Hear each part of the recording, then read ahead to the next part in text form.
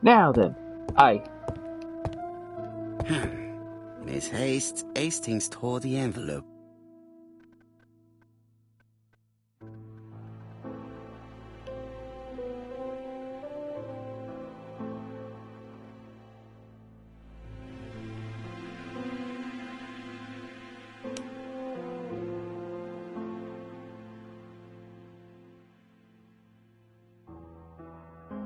And welcome, welcome. I love to see those numbers climbing.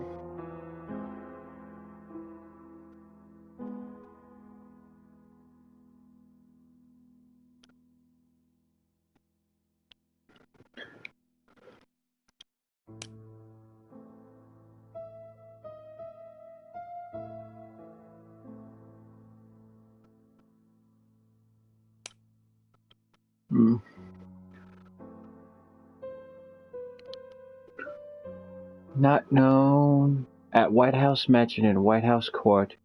Try White House Mansion.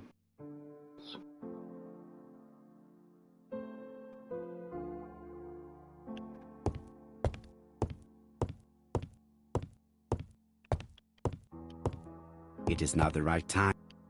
Wait, that's right. I have to call Scotland Yard.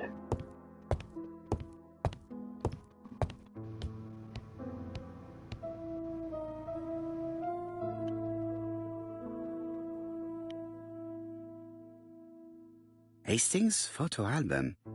He is very proud of his bag. Well, jolly good. Jolly good.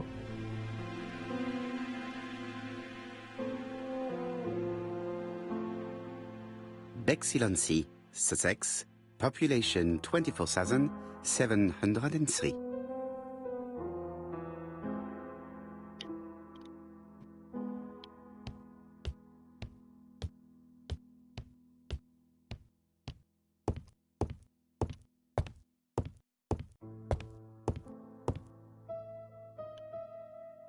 Daily Flicker, July 30, 1935. ABC affair, no progress. The alphabet murderer is still on the run. In this issue, we are publishing provocative letters sent by the killer to Hercule Poirot. Unfortunately, Daily Flicker. It is not a good time. Alright, so I can't actually review stuff. Hello, chap. We received a new letter from ABC in the 10 o'clock post. Where and when? In Churston. Today. Today? I'll inform the population immediately. I'll check the train times. Call me back.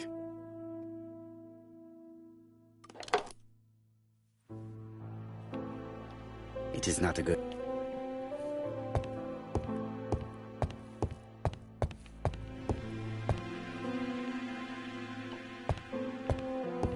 Because I have an ABC, which I can open at Churston to check the timetables myself. Nope.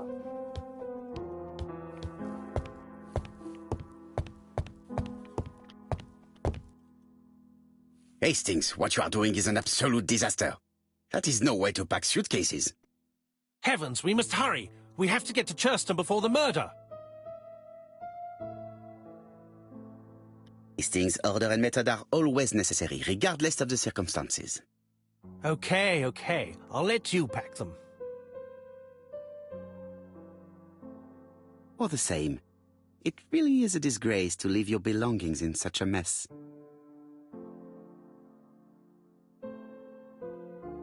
The bottles are not protected, they will break. The toothpaste, it will leak.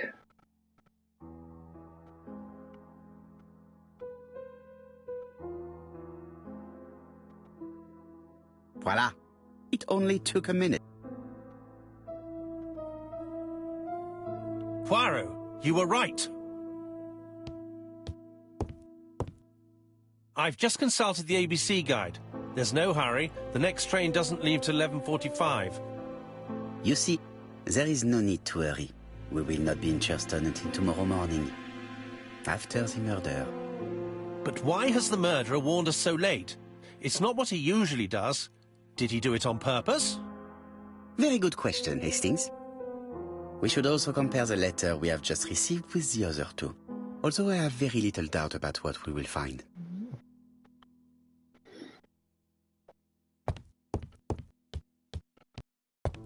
This time it's actually the envelope that gives the biggest clue.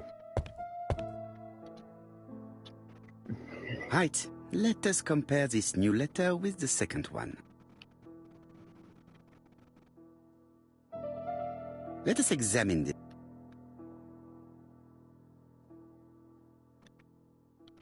Certain characters in the two letters may have similar defects. Yes, this I is weird. Right. Yes, the I characters in the two letters do indeed have the same. I have to find some other. The double. Right. Let us compare this. Of course. I have to find some other similar defects to confirm my theory.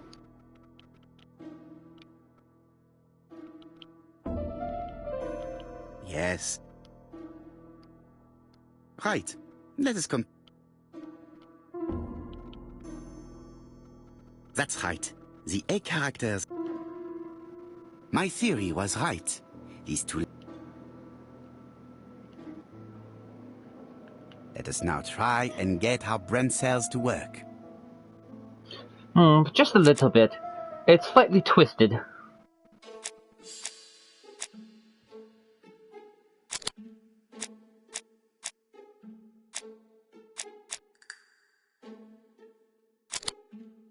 Nope.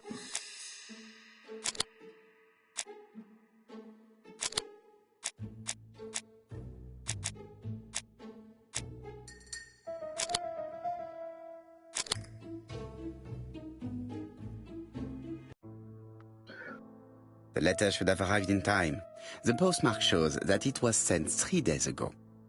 However, our man made a mistake in the address, which explains the delay. All the same, the post office took their time correcting the error. Come on, Poirot. Your address is not quite as well known as that of Scotland Yard. Poirot, the telephone. Jolly good. So, the post office errored. My theory. I have some news from Churchton. Bad news, I'm afraid. Sir Carmichael Clark was murdered while out on his evening walk. Sir Carmichael Clark. The name is familiar to me. He was a famous throat specialist, one of the best in London. A wealthy man, he retired to Combside, a beautiful house by the sea. He collected antiques. Are you going there? Yes, let's meet on the train. I did the bit already. It wouldn't let me do it a second time here. Because I did the mirror on the first day, it wouldn't let me do it the second time, I believe. Because I was trying it, would it activate? Welcome, welcome. I love to see those numbers climbing.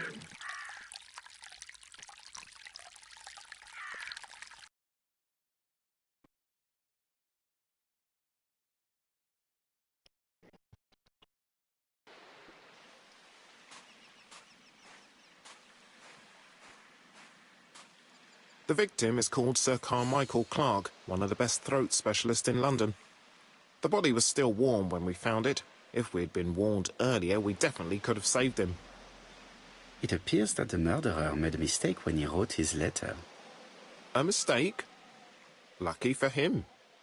And what if he did it on purpose? No. He's defined his madcap rules and he's sticking to them. It's a matter of pride for him. Shall we go up to the house, Poirot? Wait a You second. go, my friends. A throat doctor. A young lady who has a bad throat problem and takes medicine. And a singer. Bloody hell, all the murders involve the throat. Jap has emptied the victim's pockets and has laid out their contents on this piece of wax cloth. That grass goes through. A signet ring, very probably with the Clark family's coat of arms.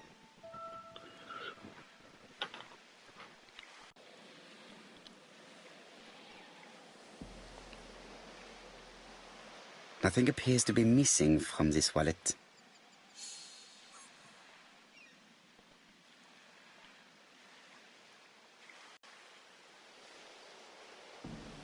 An oriental dragon. It's an old piece, much older than the pocket watch on which it was fastened.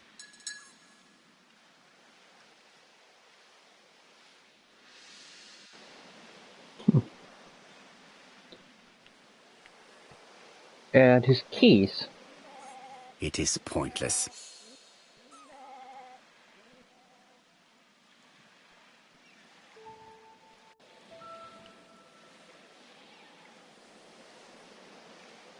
Sir Carmichael's throat was cut.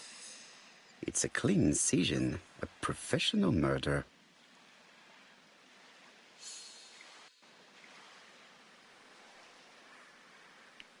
Yes, but every person involved has An ABC guide. The murderer's customary signature, covered in blood this time. Yes, but I'm looking at the people. Everything they do involves a throat. The first young lady brought in a tobaccoist. She says, well, smokes, which affect the throat. But she was bashed on the back of the head, not the throat. The second lady was a singer who had voice problems. As she was strangled. Apart from the wound to the throat, He was a throat specialist, the body is untouched. and his throat is sliced. No cuts, no bruises.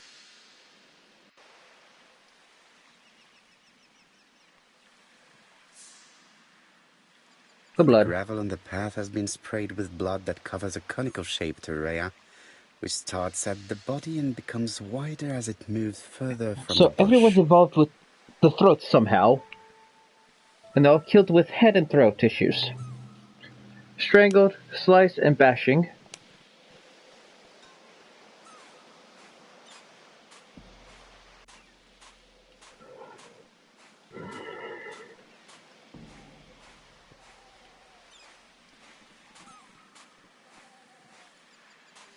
The body is just in front of a bush, one of the only bushes in the surrounding area. The vegetation behind the bush has been trampled. Let us now try and get our brain cells to work.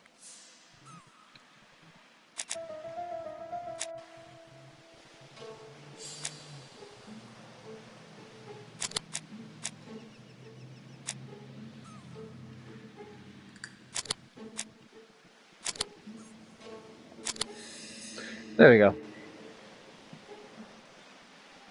Sir Carmichael had his back to the bush when the killer cut the throat from behind. A fatal blow that sprayed blood over a range of more than 1 meter. Let us now try and get our brain cells to work.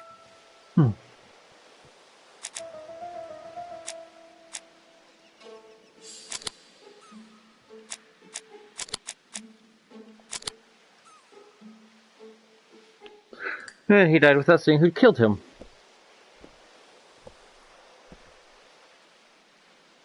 Have you finished, Poirot? Chief Inspector, many questions remain unanswered, but I am certain of one thing. An opportunist? He took advantage of a single bush, used that. The killer is a daring opportunist. He met Sir Carmichael at nightfall on this deserted path and took advantage of the situation. Impossible. You forget the trampled grass behind the bush. Ah, c'est vrai. It proved that he was waiting for his victim. Quite right. He must have known Sir Carmichael's movements well to plan such an attack. I goofed.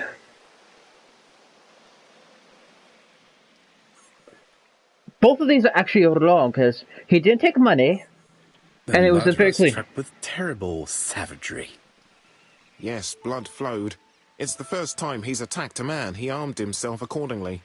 Have you spoken to the victim's family, Chief Inspector? I've spoken to the brother, Franklin Clark. I didn't get much out of him. He's yours. I must get the body removed.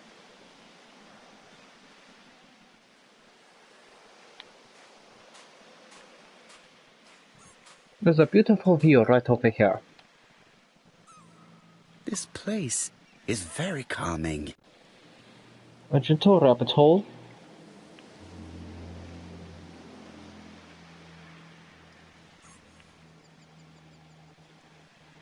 The site is exceptional. It is easy to imagine that Sir Carmichael used to enjoy stopping here every evening. Aye.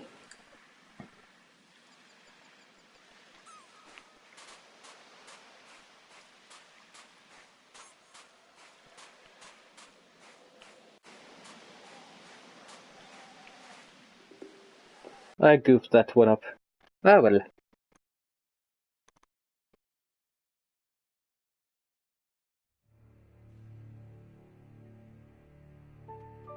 To be honest, this inspector seems rather obtuse. I'm counting on your friend Poirot to catch my brother's murderer.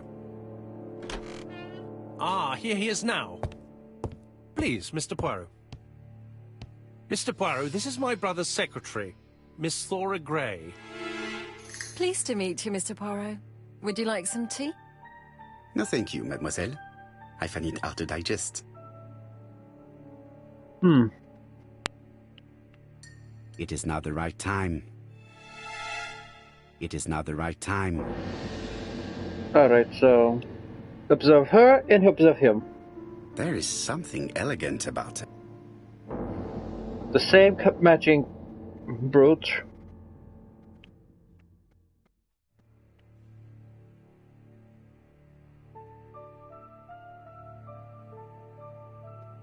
She has good taste, except perhaps in her choice of jewelry. Yes. Her brooch is Please very odd. excuse me, I have to take care of Lady Clark.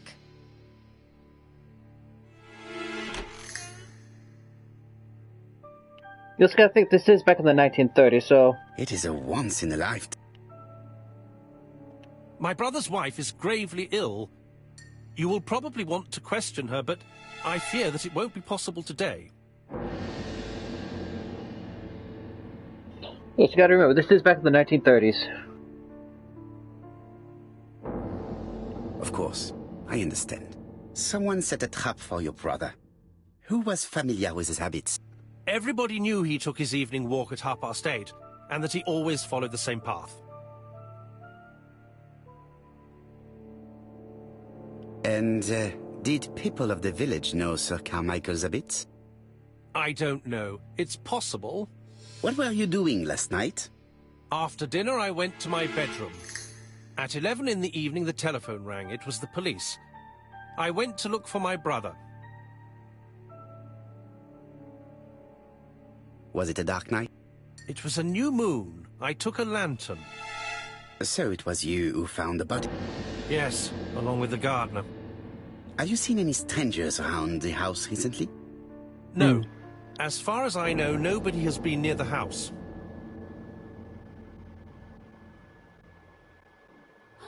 Miss Clark. Oh, Lady Clark must have fallen from her chair. I have to help Miss Gray get her up.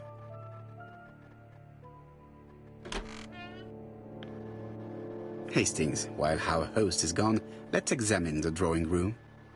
But, Poirot, a gentleman shouldn't... I take full responsibility. All you have to do is to leave the drawing room door ajar and let me know if anyone is coming.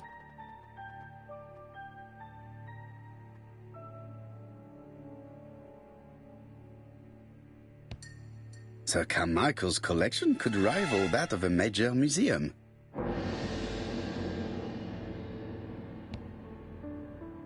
The interior is richly decorated. He was a man that liked the Oriental. The Orient, my bad.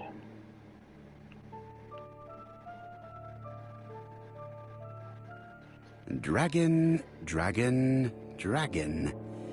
Sir Carmichael showed himself to be very consistent in his collection's theme.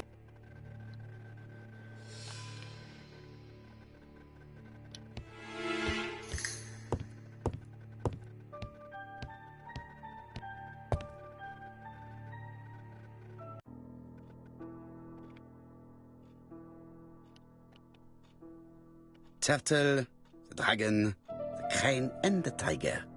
I think I've already seen this motif somewhere.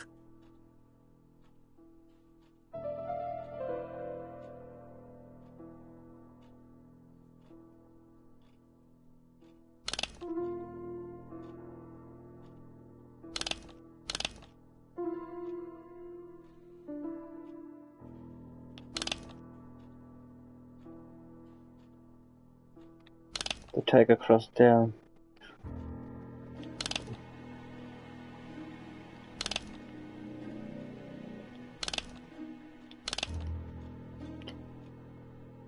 The cardinal points. This book could maybe help me. Aye. Each cardinal point is associated with one animal and one color.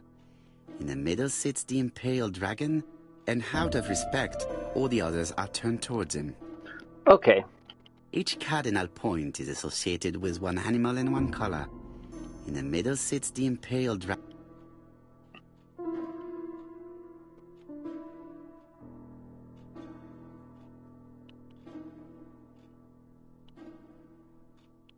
The position of each motif is correct, but they are not turned the same way as on the table.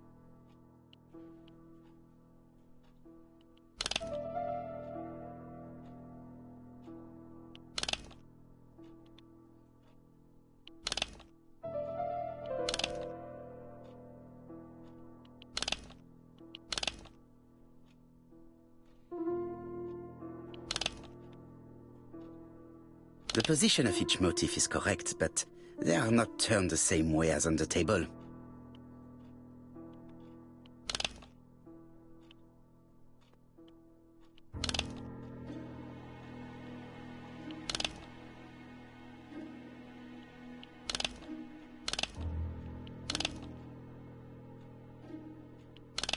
Nope, one more.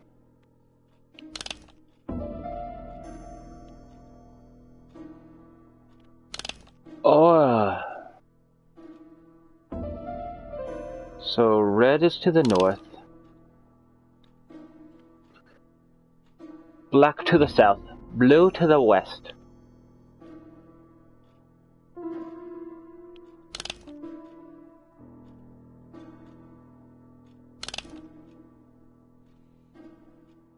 Red, gray.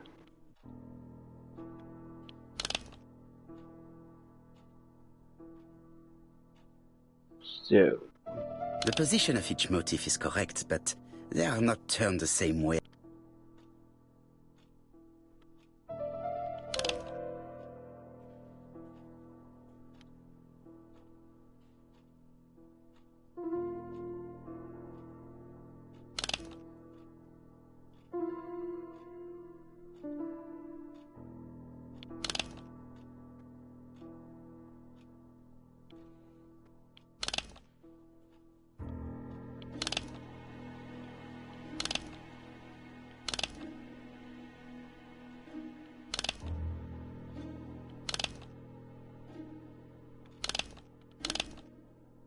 The position of each motif. Alright, I have to find another page, I think.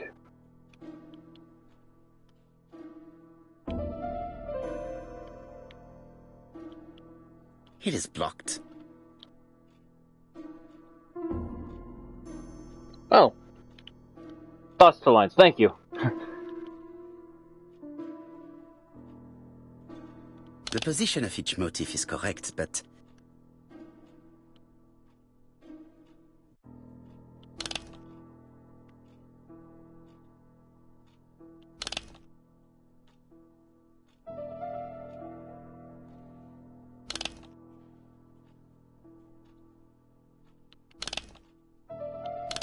I think I heard a bang.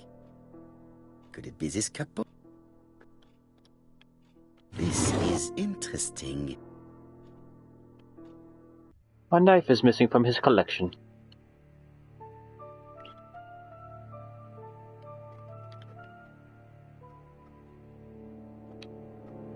Ernest Logan, MD, Brighton Cancer Institute, 201 Dusk Road, Brighton, Sussex.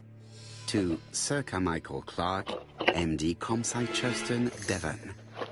Brighton, 1935, January the 5th.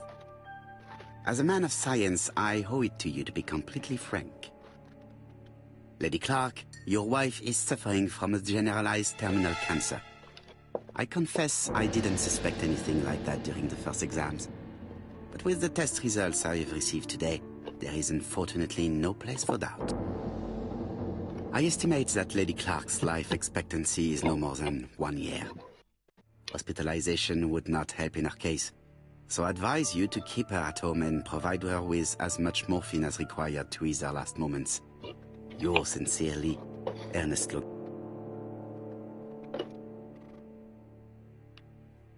These daggers are only ceremonial weapons. I do not think that a crime weapon is here.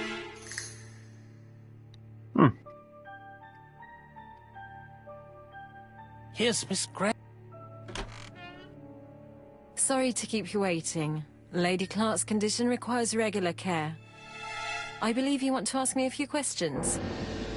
Indeed, mademoiselle. This porcelain is remarkable. Is it old? It's about 3 centuries old, I believe. Wait, let me find the reference.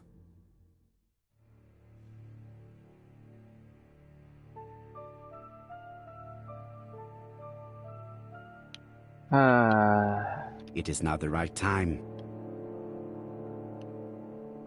Really examine her after having help She work. appears to be very flustered. Where's her brooch she was wearing earlier?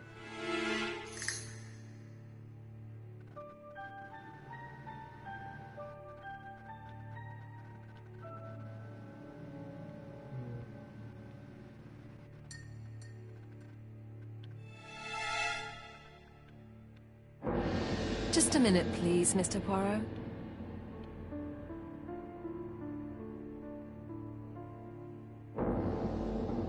She's unable to hide her emotion, and her makeup has been disturbed.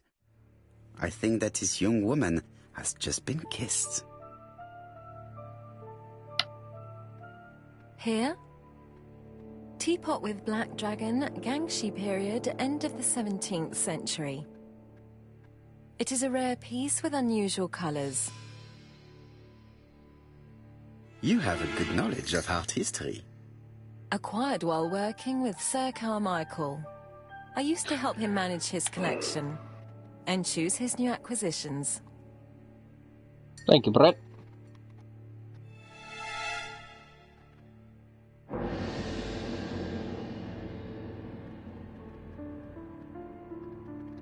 Did you have a good relationship with your employer?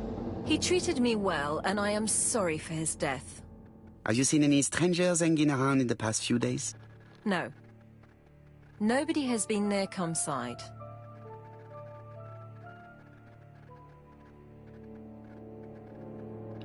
Tell me what happened last night. After dinner? Well, I did some sewing, and then I went to bed. I was woken by the telephone at 11. I heard Franklin Clark speaking with the gardener. They left with some lanterns, and they found the body.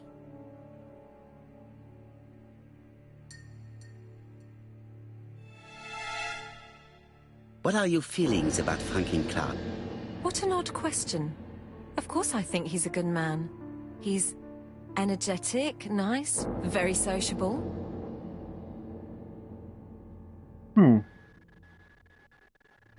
Miss Gray, if I may be so bold, please do not take offence.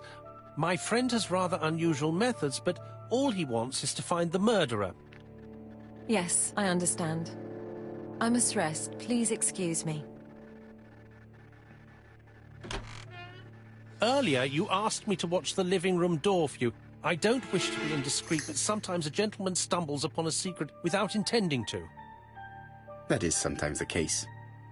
And I saw Franklin Clark kissing Miss Gray at the foot of the stairs. Do you think this is a common occurrence? No, I saw emotion, intensity. I think it was their first kiss. Well done, mon ami. Well spotted. However, I don't think I completely understand this business. Why did Sir Carmichael not defend himself? He appeared to have been active and strong. The murderer did not give him a chance. Let us try and reconstruct the scene.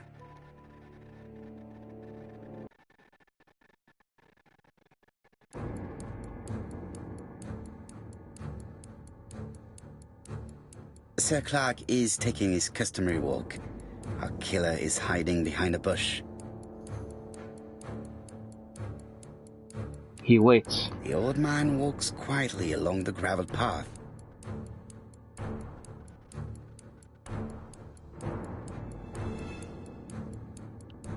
Then he turns towards the sea to gaze at it.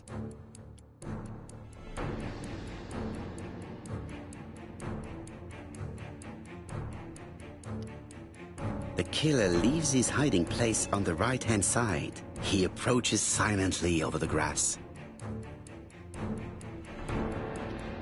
Then he throws himself on his prey and cuts the poor man's throat. He then lays down the ABC before leaving.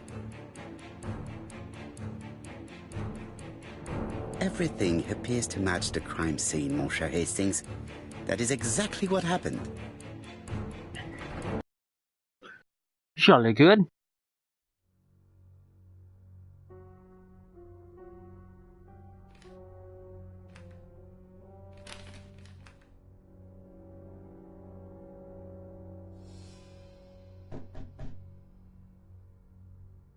Oh, just a minute. I'm getting dressed. A, B, C.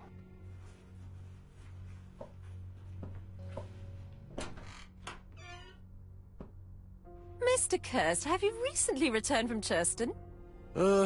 Yes. Indeed I have. Have you seen the papers? And to think that you might have rubbed shoulders with the killer. Imagine that. Mr. Kirst, are you all right? You don't seem well. My apologies. My throat is burning and my head feels heavy. It's ever since the war, you know. Since my injury, my head has never been the same.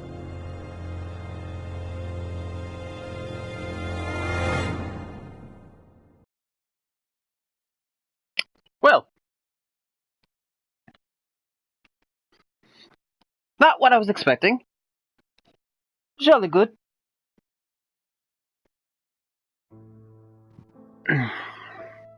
Poirot, it's a pleasure to be with you again after all these years. I looked for a gift to thank you, and I found this propelling pencil. An authentic collector's item. You spoil me, mon ami. And you more so by sharing investigations. Do not underestimate the help you are to me, Hastings. Intellect is not everything. There is also goodwill, and you are not short of that. Later, I will ask you to help me tidy up the room and bring some chairs. Our guest will be here soon. Ah, is Thora Grey coming? Naturally. She is a fascinating young woman, n'est-ce pas? Oh, come on, Poirot. I'm a married man. And Miss Grey has already been courted by Franklin Clark. Poirot, our guests will be here soon. We must prepare ourselves. Jolly good. I should take advantage of the silence to examine them.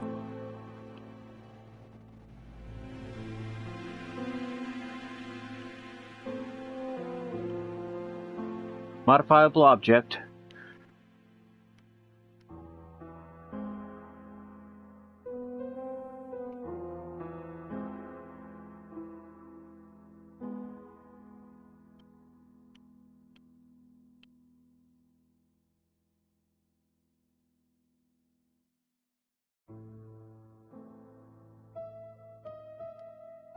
I took out the spring.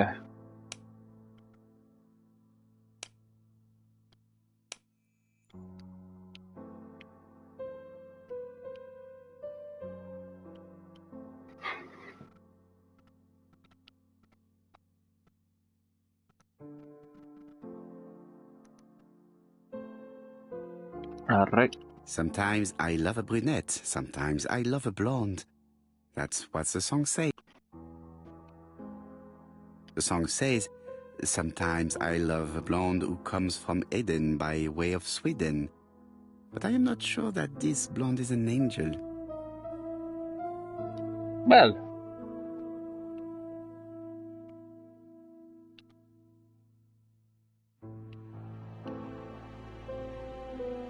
Donald is always on edge.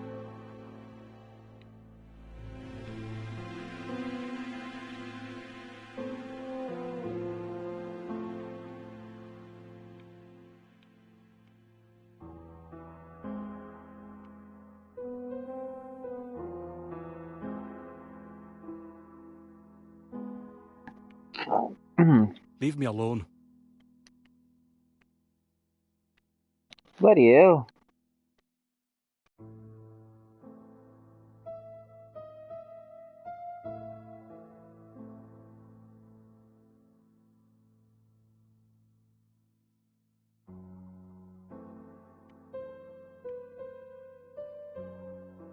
Leave me alone.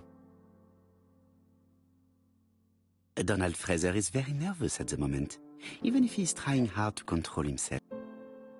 Really?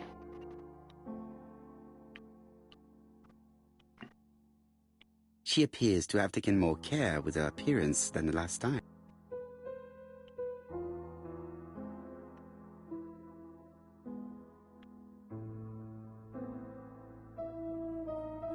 She's looking at Mr. Fraser out of the corner of her eye.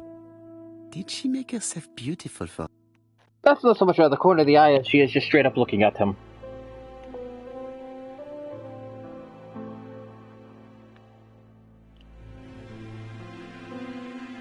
Franklin Clark always seems at ease, regardless of where he is. Something that's unique to people who travel. I hope to concentrate on my guest. Well, examined I everyone. wish to thank you all for coming. I wanted to bring everyone close to the victims here in order to unmask the murderer. Get to the point, Mr. Poirot. What do you want from us?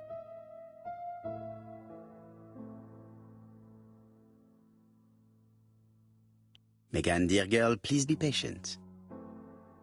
Mr. Poirot, how dare you address me by my first name?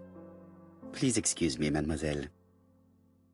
What I ask is that you search your memories. The murderer must have left some trace. Yes, he must have prepared his crimes very carefully. Tout à fait. He did not get to Bexhill at midnight in order to strangle a young girl whose name by chance starts with P. Must we go into that?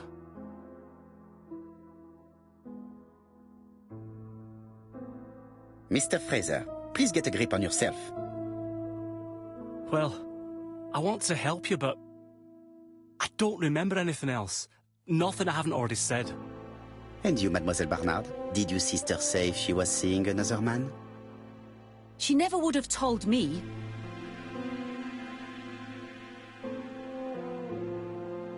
Why would she hide the fact from you?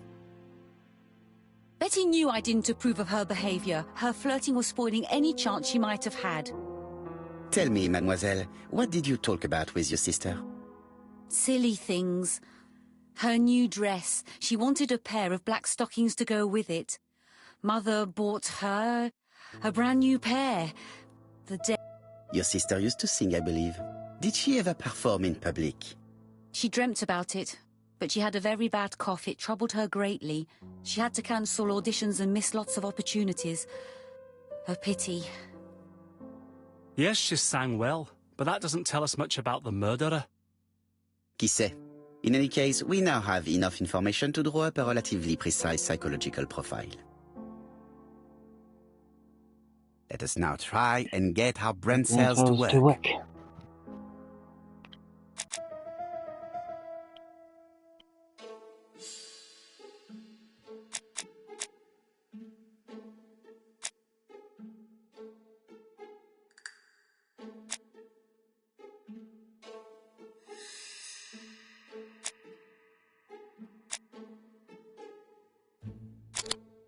Wait, nope, that's just, is he attractive?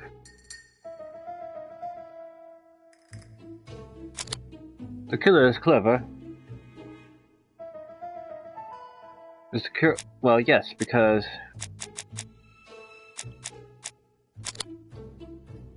No. No, wait, this would be the streets.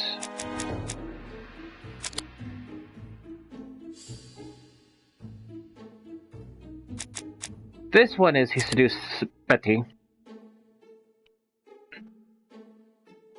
Does the killer like trains? No. No? Oh, timetables all constantly.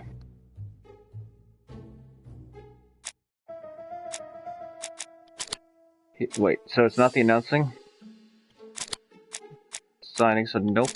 He's methodical a bit.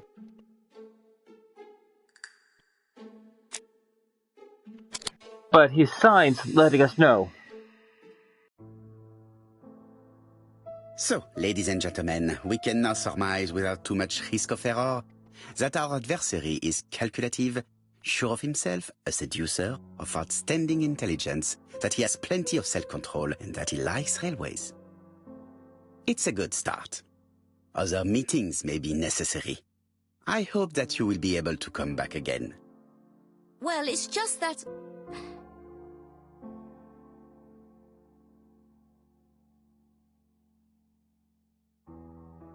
Is something bothering you, Mary? Well, Mr. Poirot, you see, I don't know if I can come to London just like that. It's normal that people helping with this inquiry should be reimbursed. Starting with you, Miss Drower. Please allow me to pay for your train tickets. Oh, sir, I cannot accept. But you must. Mademoiselle, I may not be rich, but my brother left a fortune which will be mine. Mr. Clark, that's very generous of you. Well, someone has to foot the bill. Mr. Poirot, would it be possible for you to come back to Devon? Lady Clark has expressed a wish to see you. We'll adjust her medicine so she'll not be too drowsy. But of course, I shall come the day after tomorrow if it is convenient. Thank you all for coming. We will meet again soon. Wait a second. We're moving to Devon. That would be a D. The meeting was most fruitful. Really? Hastings, I believe now we have everything we need to find a common point between the victims. Now it is time for us to use our grey matter.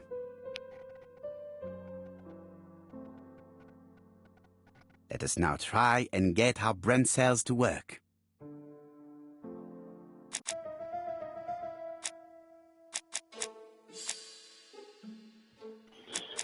Nope. Nope.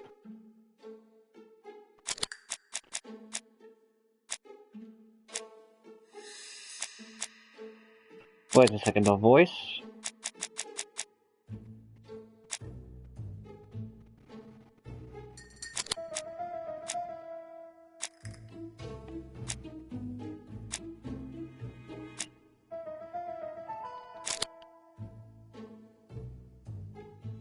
Throat issues, I was right.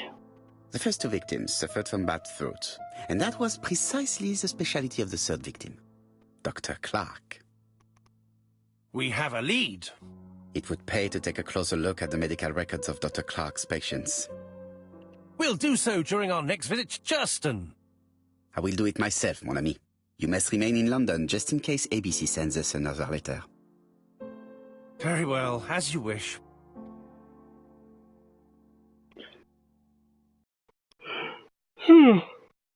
A pyramid moustache?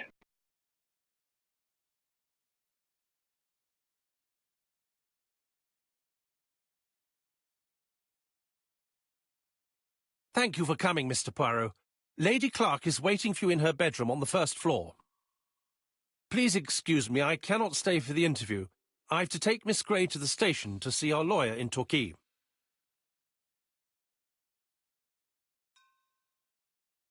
Are you leaving Churston for good? Miss Gray very kindly stayed with me to settle my brother's affairs, but naturally she prefers to find a position in London. Ah, très bien. I'll be absent all morning, Mr. Poirot, but the nurse is coming soon. She's to ensure that the dose of medicine doesn't make our patient drowsy. Thank you, Mr. Clark. Have a nice trip, mademoiselle.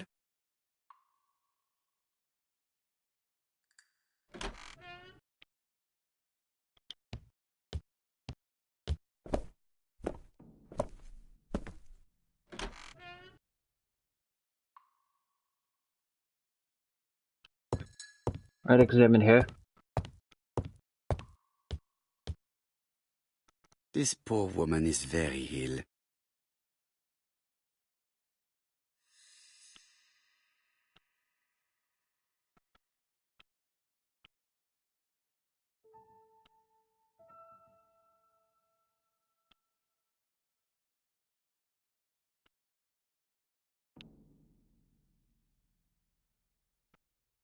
Please tell the nurse to hurry.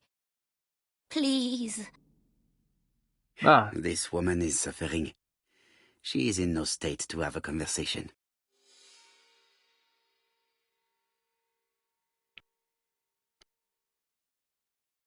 Mr. Poirot? My respects, madame. Thank you for coming. Thank you. Have you seen the nurse? She should have been here by now. Oh, I'm sorry. The telephone in the hall is ringing.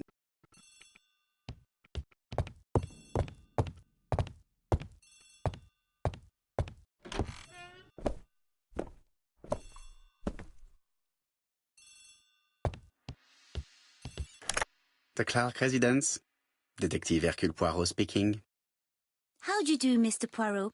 I'm Lady Clark's nurse. I wanted to let you know that I won't be able to come for her injection today. Might Miss Gray be able to do it? She has just left, but I will take care of it.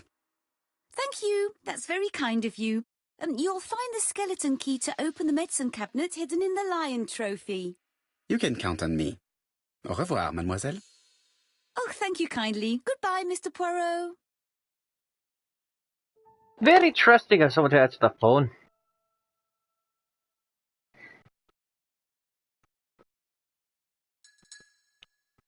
What mirror?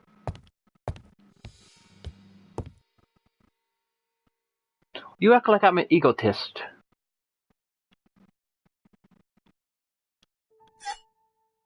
Here is the skeleton key.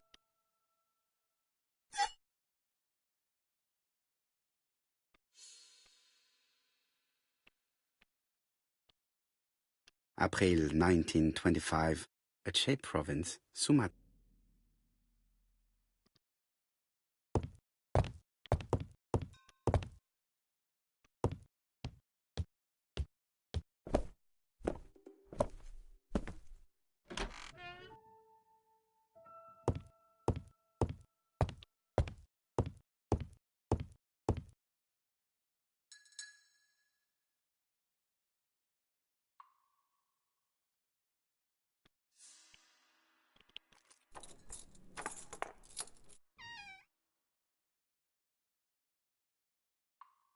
Ah, Mr. Poirot. Oh, I feel better now. Thank you for your help.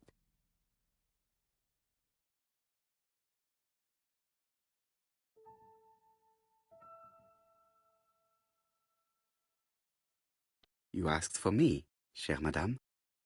Yes, yes, of course, I wish to speak with you. But what was it about? No doubt. You wish to talk to me about what happened to your husband? Ah, yes. Oh, poor Carmichael.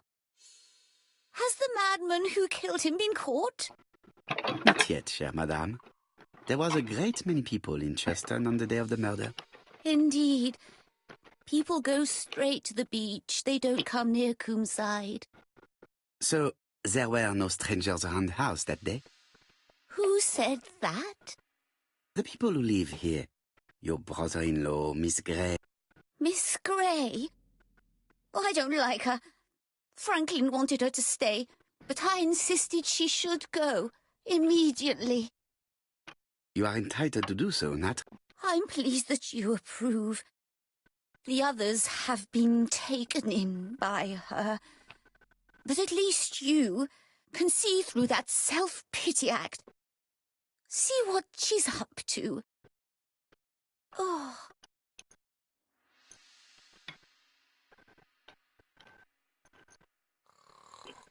Well,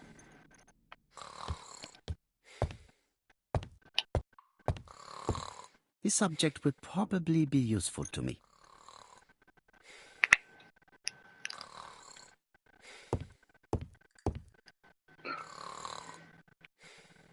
This subject would probably be useful to me. I found a couple of combs already.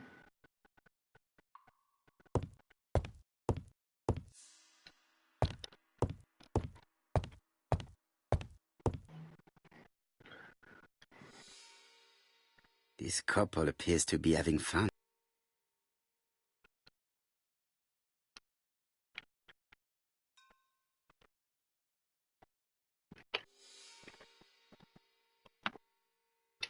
Alright, so a fun game of croquet.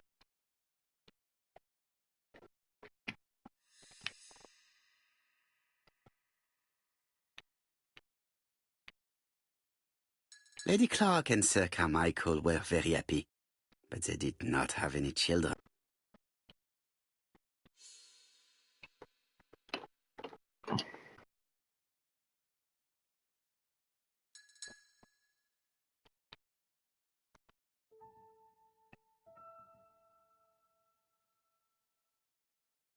Okay, so they had no children, but were happy at least.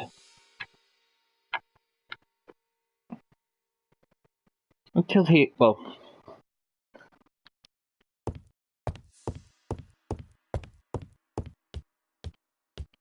So I've already examined her.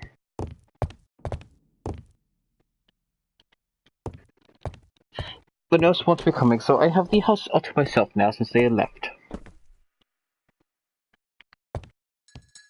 I must find a way to wake her up gently.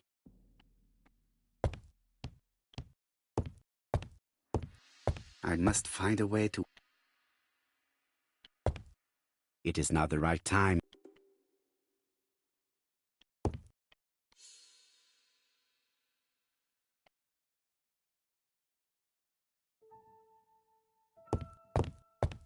So I don't need to go out the front door. I am not going to leave Comsine. Nope, so... How do I wake her gently, then?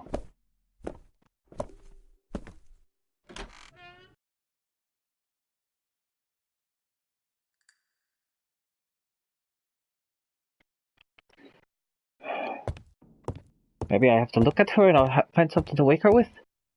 She is sleeping. I must find a... Okay, so nothing in the medicine. I've finished with this subject. There was something I might have missed over here. Lady Clark and Sir Carmichael were very happy, but they did not have any children.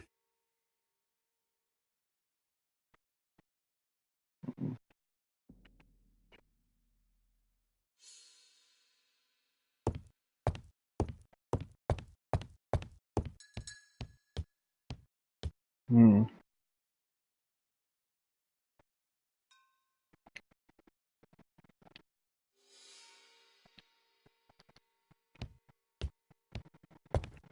Those are music combs.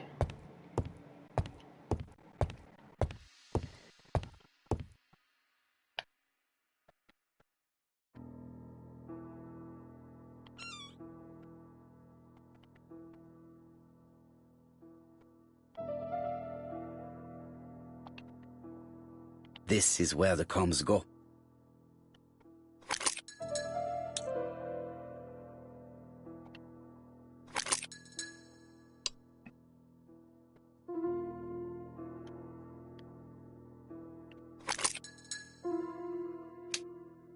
I hope that Hastings will not be cross with me.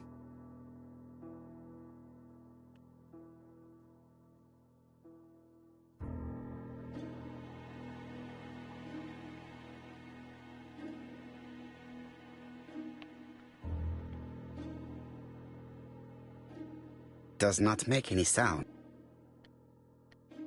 So I'm missing one comb, it seems.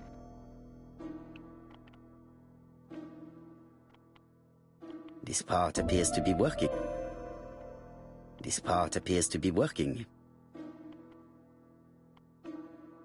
This part appears to be working.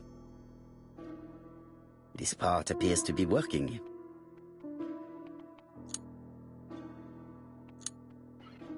Yep, so I'm missing one comb.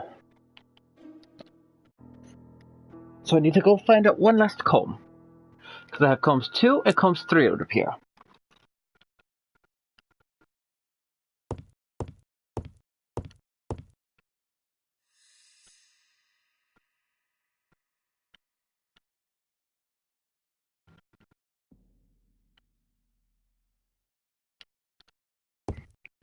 I have the spring turd lined up. I have the second and the third combs.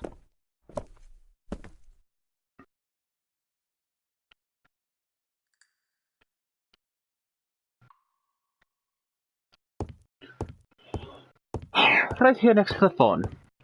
I do not need to make it a...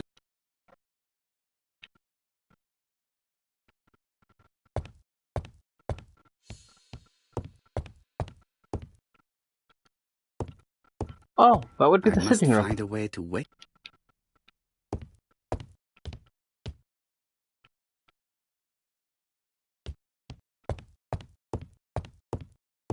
I must find a way. Alright, so there's no common there.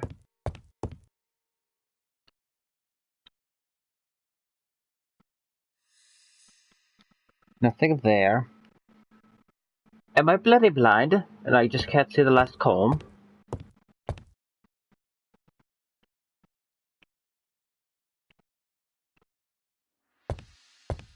A light dust floating in the air.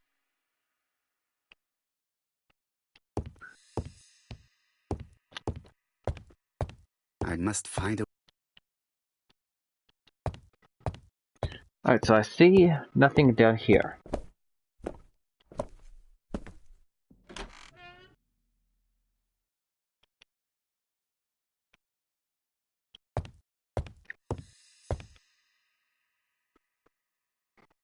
Ah, The subject would part.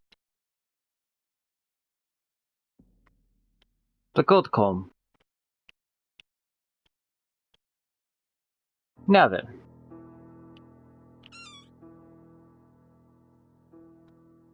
This is where the combs go.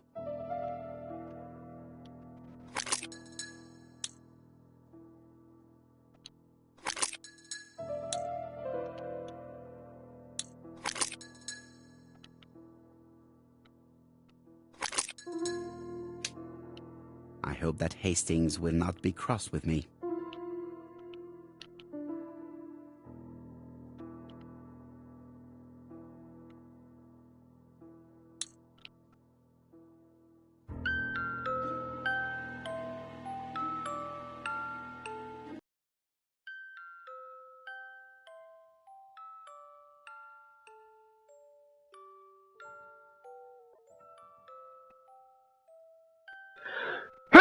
No! Hold Oh, on. what are we talking about? Ah, yes. Thora Gray. Oh, Carmichael had great esteem for her. But for me, she was nothing but a hypocrite.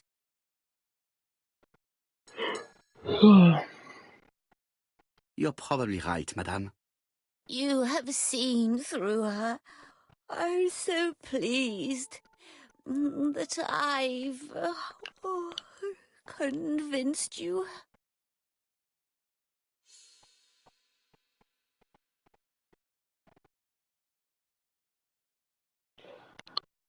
Oh, Dora's an orphan.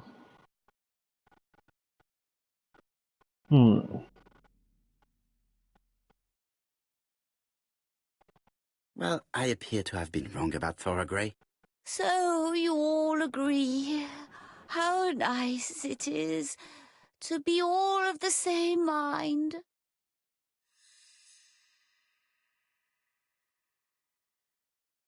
Miss Gray did look after you very well. Outwardly. But she's hiding something. I think she tried to poison me. Miss Gray? A poisoner? But everybody appears to like her. It proves she knows what she's doing. She's manipulative and she's a liar. A liar? Let's see, didn't she say that on the day of the crime nobody was around Coomside? That is correct. Well, at 11 o'clock I saw her talking to someone. Really? And what was this man like? An ordinary sort of man with a very plain face. Oh, I don't remember well. Was he a gentleman? No, he was not a gentleman. It would be best to leave her to sleep now. The telephone in the hall is ringing.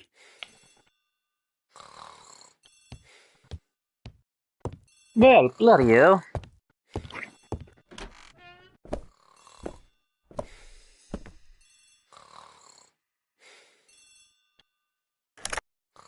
Hello? Poirot, is that you? Hastings here. Thank you for calling. Have you received a new letter from the murderer? No, thank goodness. How are things in Churston? I question Lady Clark, but I will not leave until I have examined everything of interest to me here. Fortunately, Franklin is absent, and I have a skeleton key. Have you seen Thora Grey again? Briefly. But rest assured, I intend to summon her to London soon. She's a fascinating girl. But secretive. I would like to ask her a few questions. Poirot, she wouldn't hurt a fly. Each to his own, my friend. Yours are pretty orphans, mine old ladies that have the maladies. Poirot, are you mocking me? No ill intended, rest assured. À bientôt, mon ami.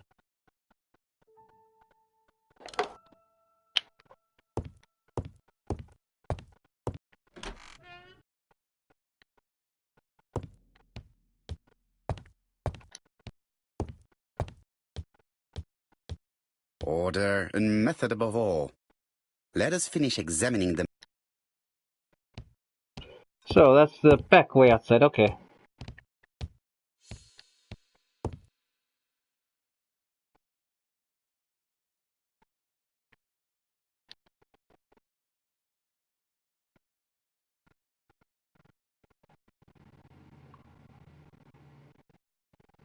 I've already seen similar daggers.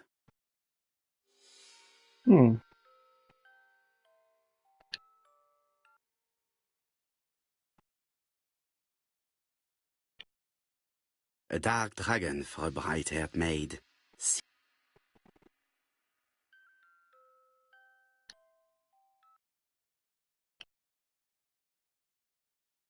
Attention, Franklin. Task list. A. Ordering Lady Clark remedies. Done. B. Tidying up real estate property files. Done. C. Calling the lawyer about inventory. Done. D. Update the tenant-farmer list. Done. E. Update land rent accounting. Done. F. Ordering a restock of arsenic. Done. P.S. I have left on the living room table some of my things I don't want to keep. The locket and the dagger. I am sure you know why. Thora. Huh.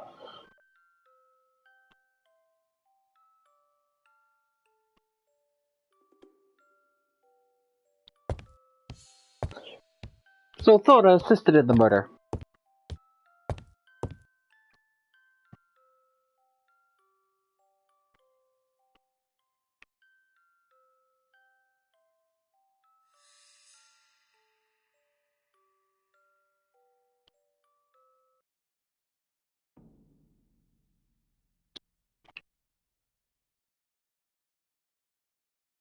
Compass. Point to the thals.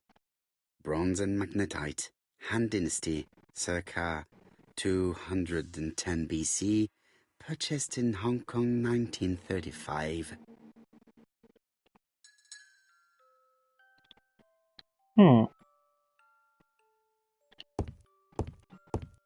There are some very valuable objects here.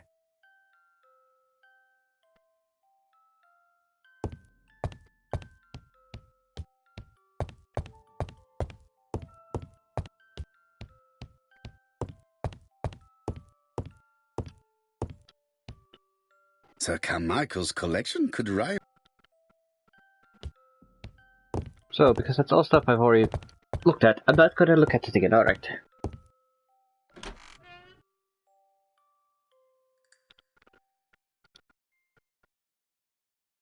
How am I going to open this trunk? Let us examine it.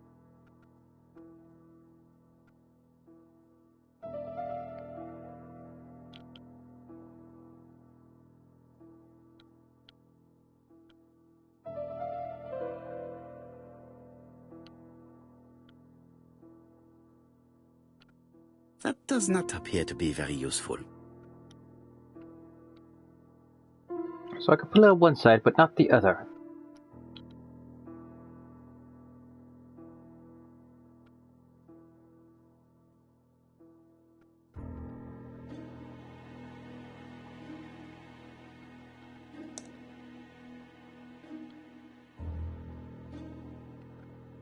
Wait a second.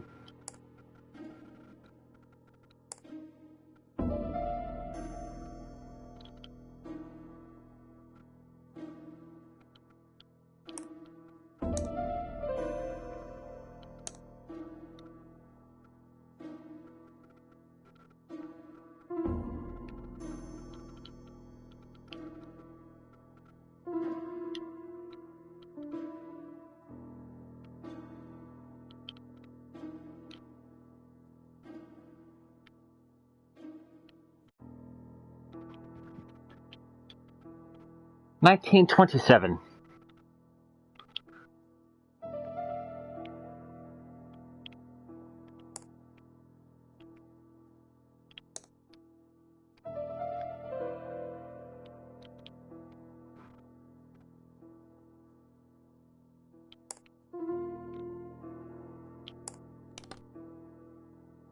Leaving the code on the trunk? What a strange character Franklin is.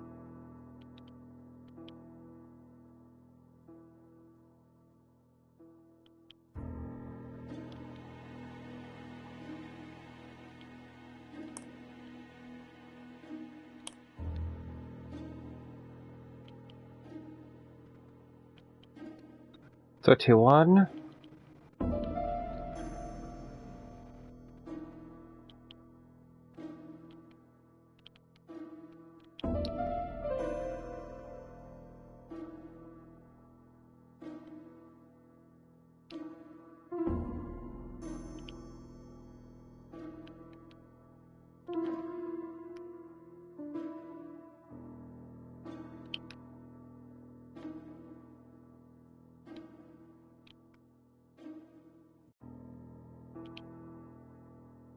$317.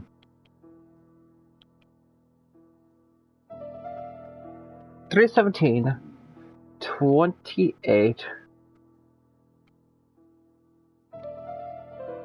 31728. I want to go.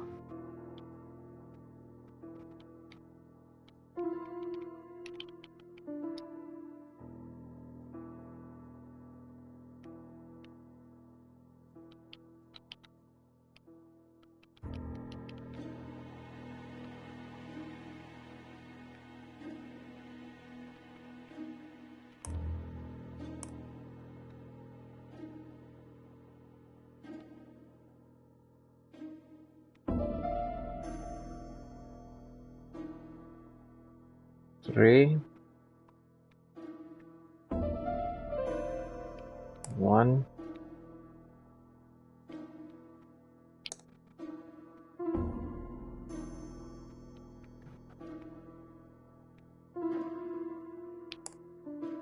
That's because that is the half.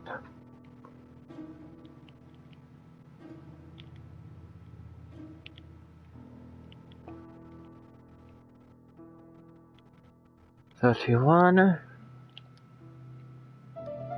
7.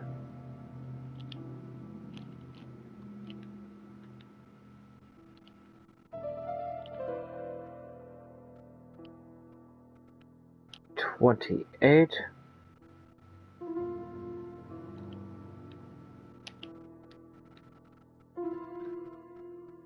I would love to get to the last one, but it won't like me.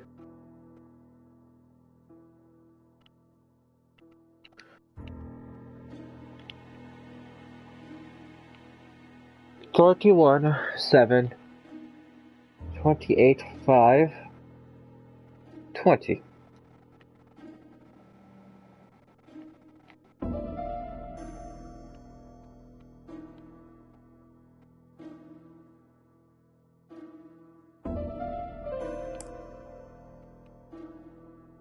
Seven.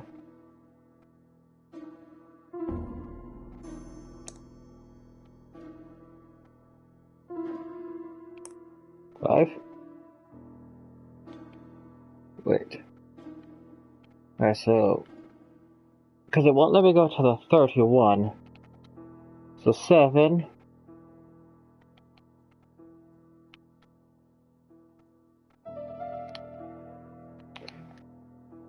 Ah.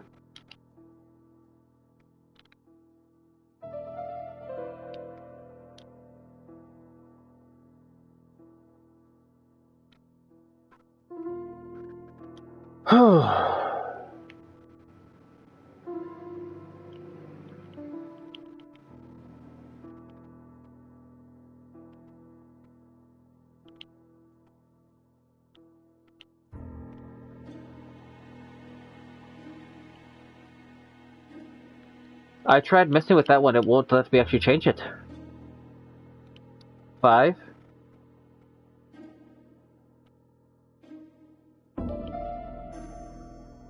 Let's see it now. Now let's make a rabbit. Wonderful. So that was 5. Nope.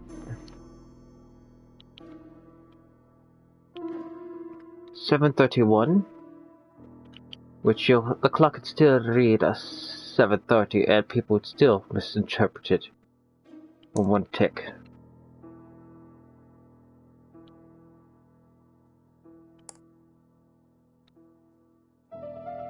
So 7:31.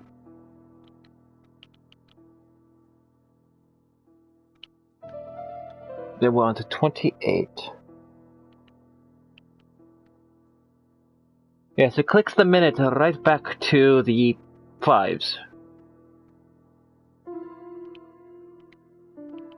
Wait a second.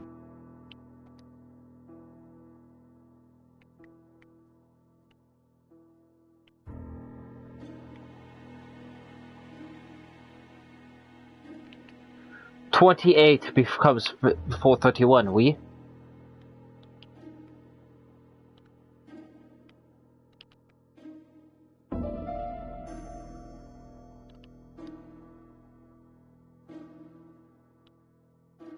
So 5.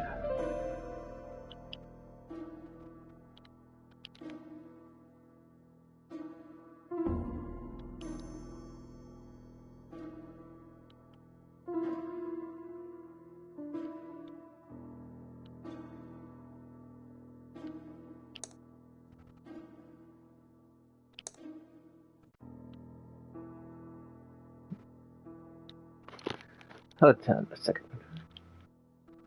Because, let's see. 20 and 5. Black and red. 7 is in black here. And so is 31. Colon at 28 are in red. Well, so 5, 28 are in red. 7, 28, 28 colon are in black.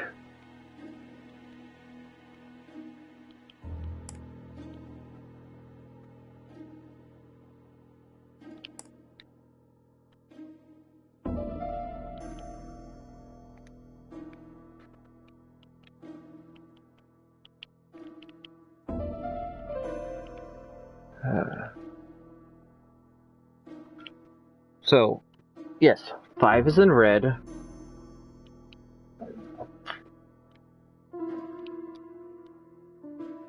Alright, so 520.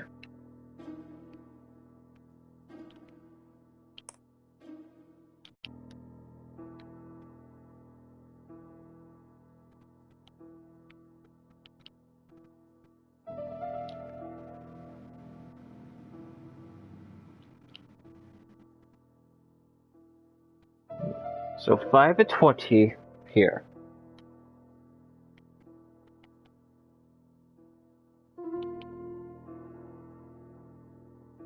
.28 dot and a colon.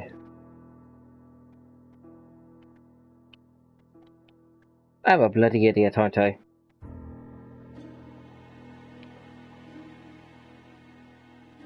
That says 7, correct? 7 colon 20. It's 7 bloody 20. I'm an idiot. So, what is this sound?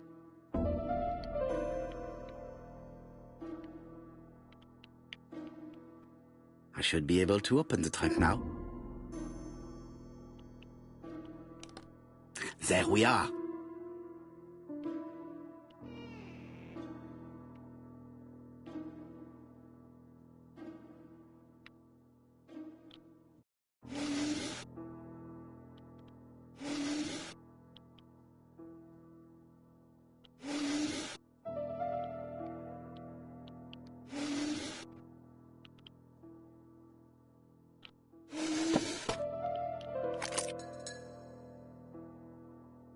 Why has Franklin put an Allen key inside his trunk? I'll borrow it for a minute.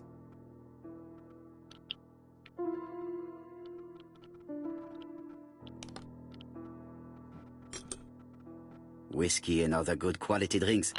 Mr. Clark really has refined tastes. Whiskey and other good quality...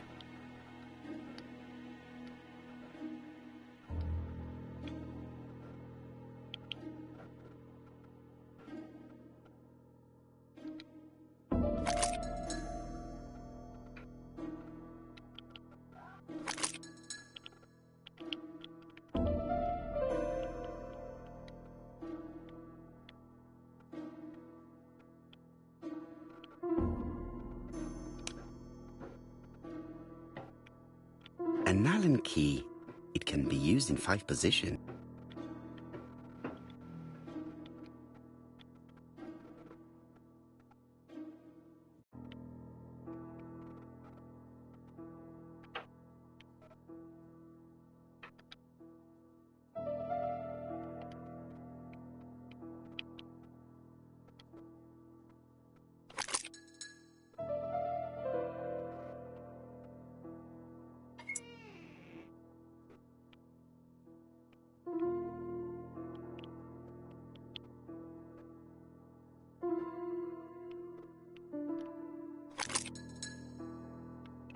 Oh, bloody hell. I actually have to change it every time.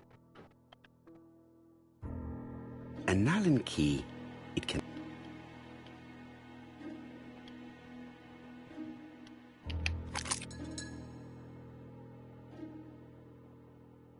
Another...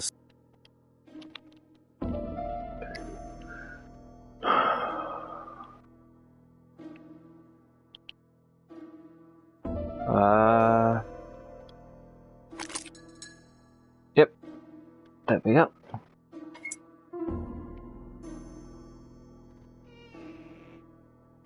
This engraving is not very easy to understand. I need to sort it out.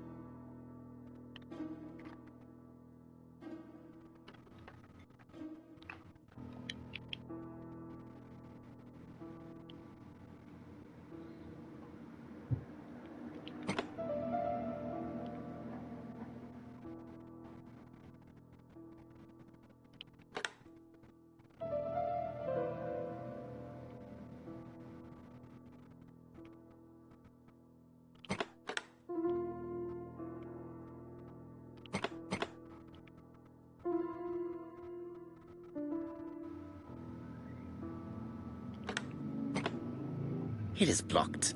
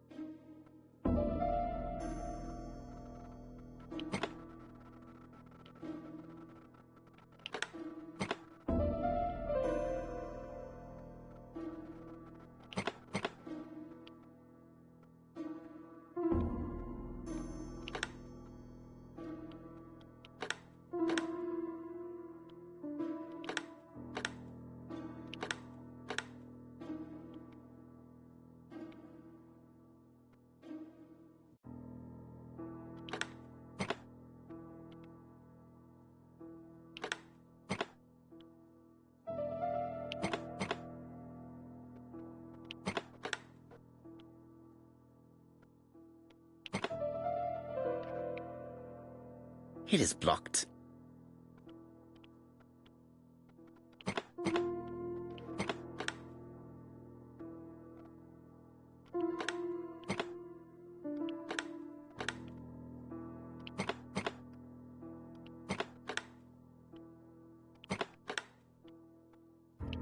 Franklin must really love his country to have an engraving in his trunk.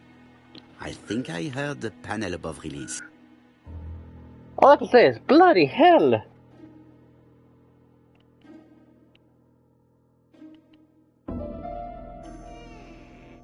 A signet ring? A signet ring with a code written on it. 1587. It may be useful to me. All of that for just a signet ring.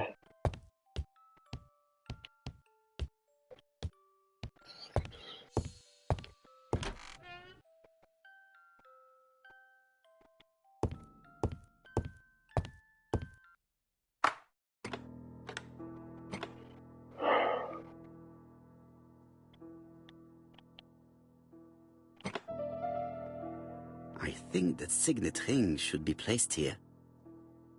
Oh, bloody I think hell. that signet ring should be placed here. The plates around the picture appear to have unlocked. I think I've already seen these symbols on Franklin's trophy.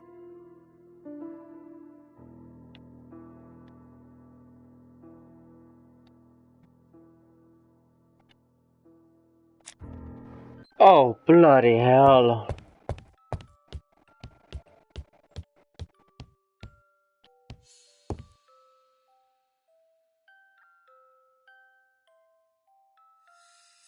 July 1920. Alaska Peninsula. Alright, a bear in 1920 in Alaska. A deer. February 1922. South Africa.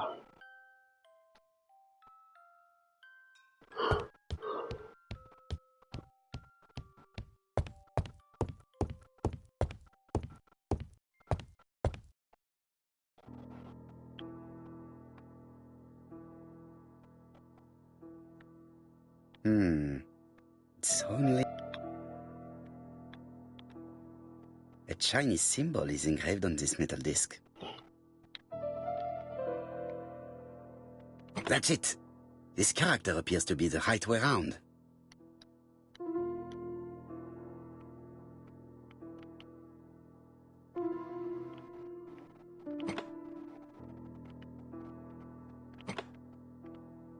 This character appears to... I should continue to...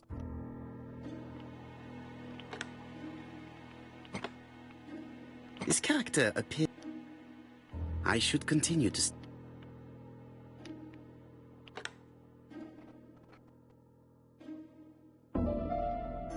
I think the line was 27. No, wait. That's it! This character...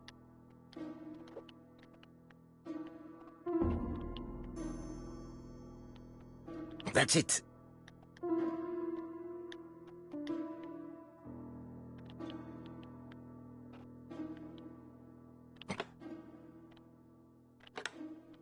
This character appears to...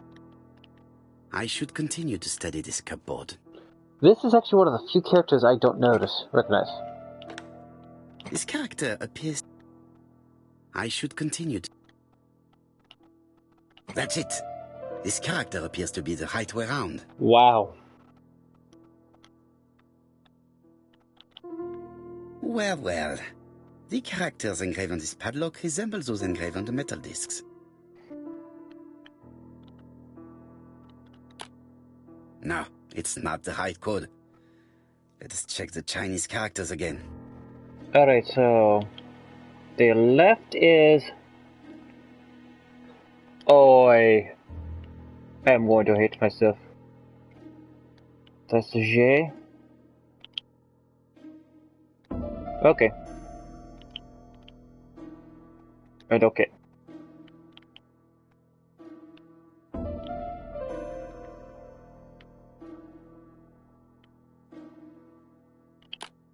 You're the first one. You're the third one. You were the fourth one.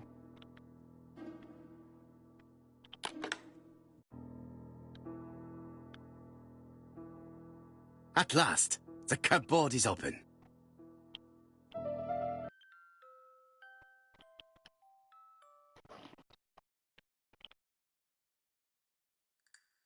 Genteel and wild.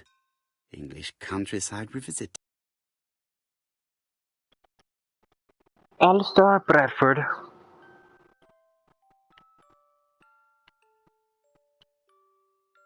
The Railway Children, E. Nesbit. For Franklin, Und Heffy's Christmas, 1910.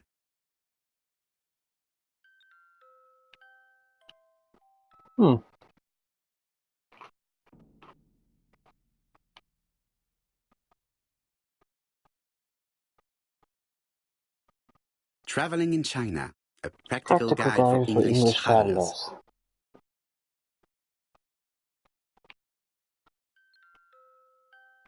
Helmet, flask, and rifles. Franklin is very well equipped.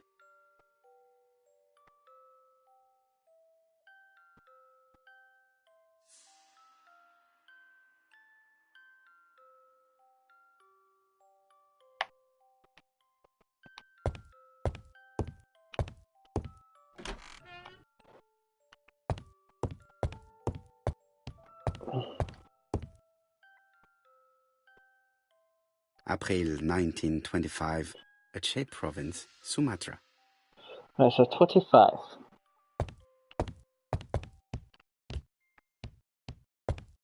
I think those are the only 3 trophies I've seen.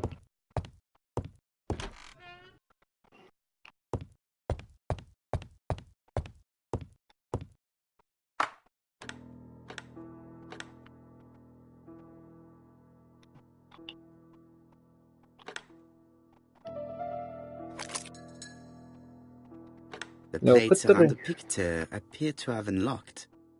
I think I've already seen these symbols on Franklin's trophies.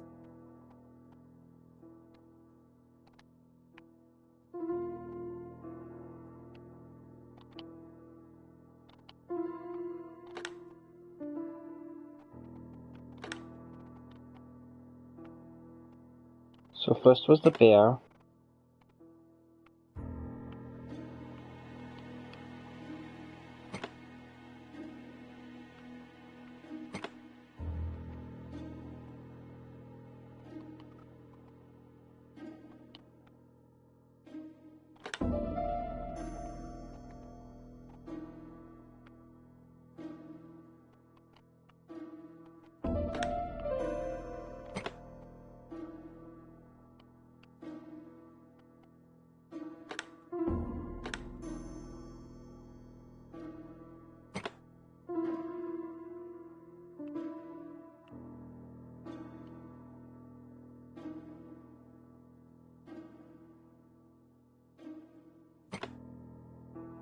The Alaskan Kodiak bear.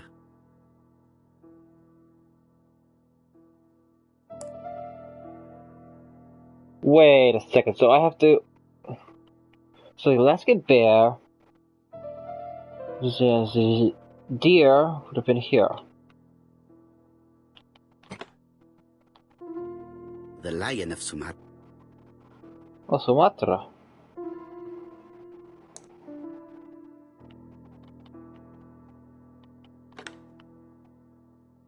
The African kudu. I heard the sound of a mechanism.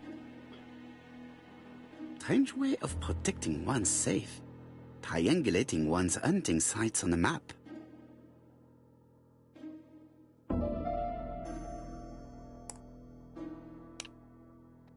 Hi, bloody hell. A signet ring bearing the Clark's family's coat of arms. A number is written on it.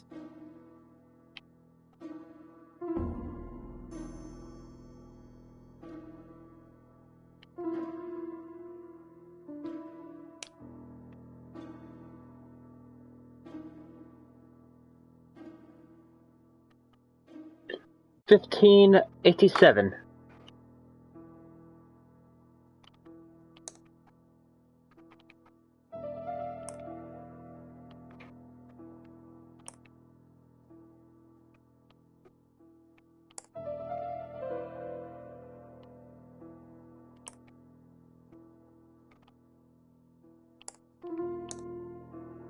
Oui?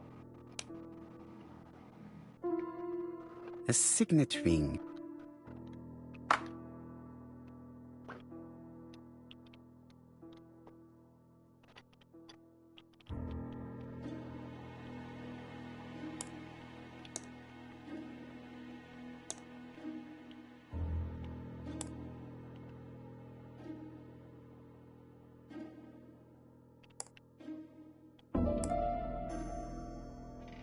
These documents are very likely going to help me for the rest of the inquiry.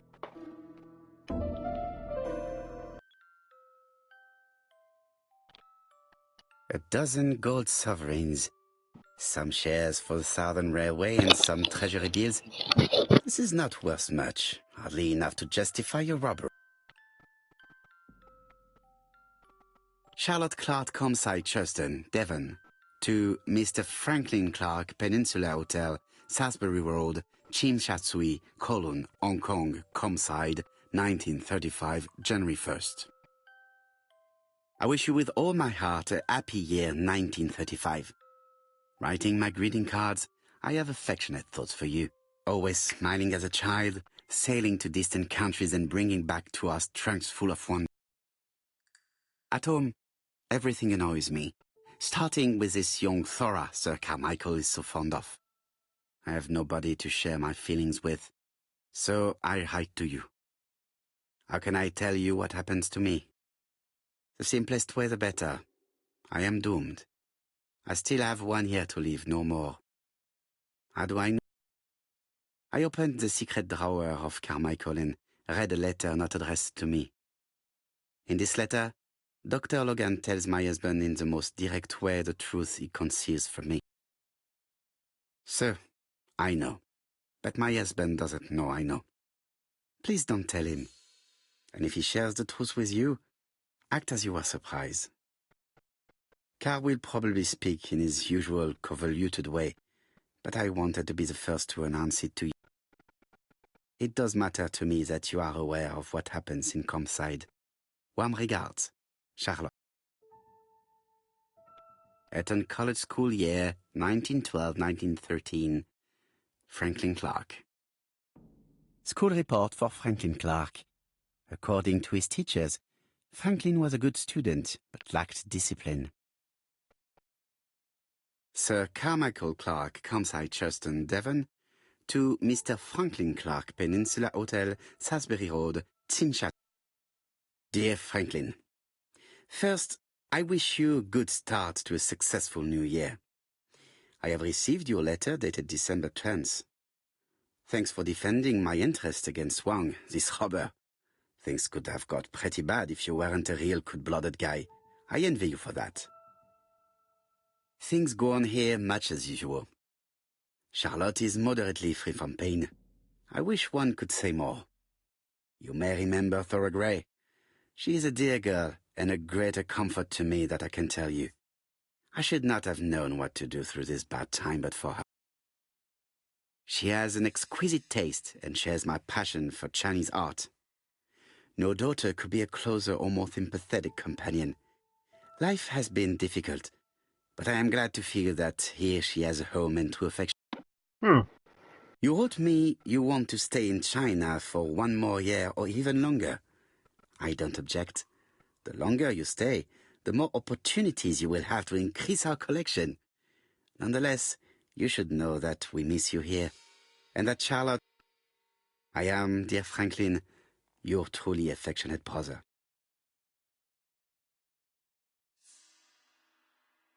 Huh.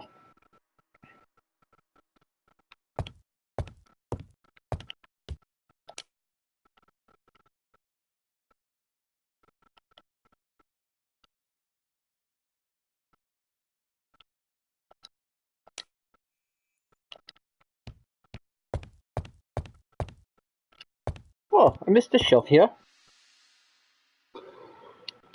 Franklin appears to be very active.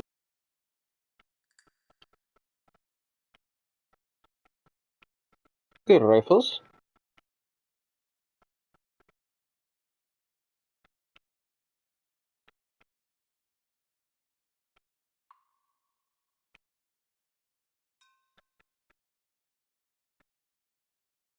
Franklin Clark appears to be a typical British gentleman. A good sportsman, a hunter, a traveler.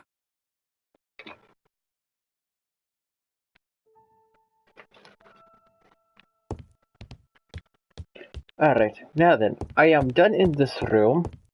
I have opened all the wonky mechanical boxes.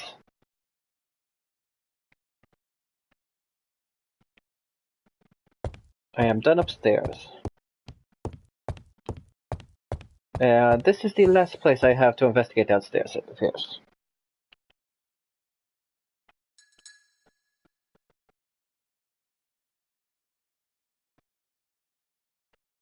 The Black Dragon's Curse. To Franklin, who will never grow up. January 25, 1928. Car Charlotte.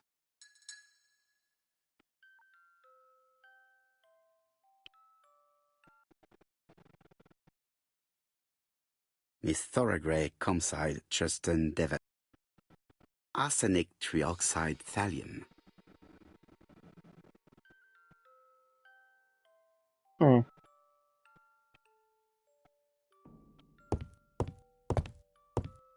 I am not going to leave Comside now.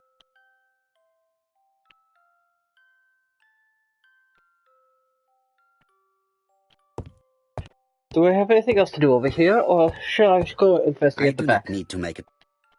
Alright, so. I've done Franklin's room. Upstairs I finished off, and I should be good here then.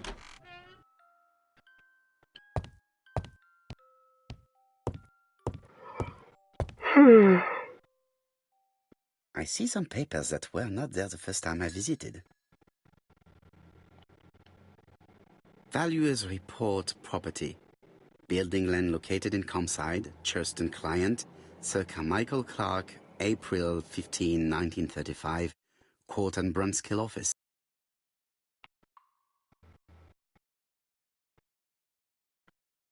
Court and Brunskill. The name is familiar. Is that not the name of the firm Donald Fraser works for?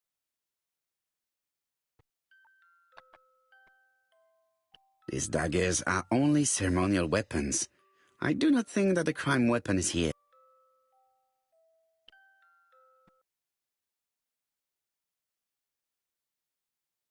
Ernest Logan. Lady Clark, your wife is... I estimate that Lady...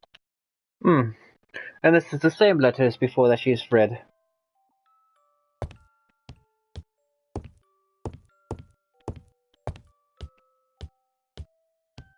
Yeah, this is what I realized. That's the same dagger that belongs in there. I didn't see this map before.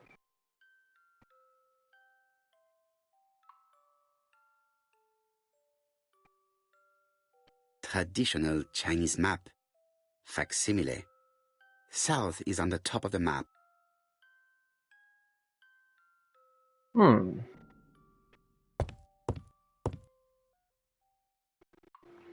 Which means that's why a Chinese compass points south. Because you'd go south instead of north.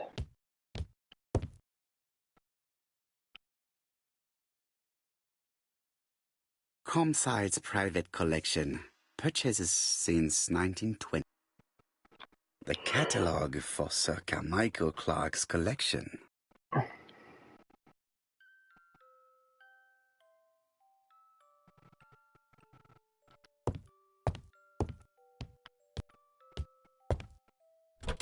The door is locked.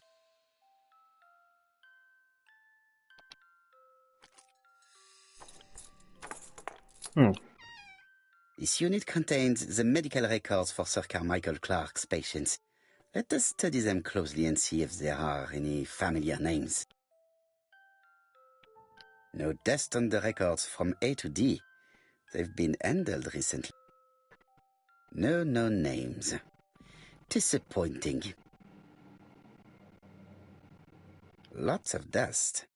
The records from E to Z have not been touched for years. No known names. Disappointing.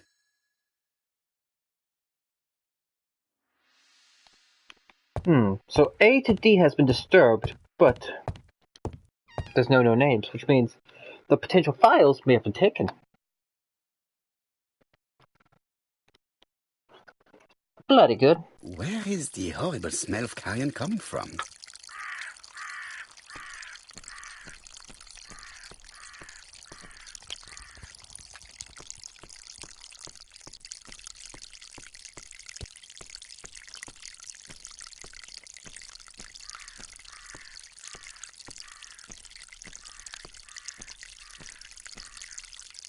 This fountain makes a very relaxing sound.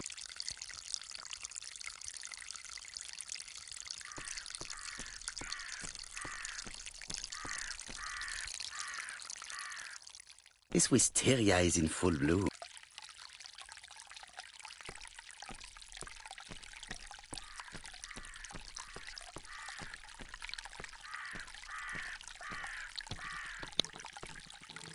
Oi, oi. It was probably the gardener who lit this fire. Look here. I wonder if someone wanted to get rid of these papers. This object would probably be useful to me.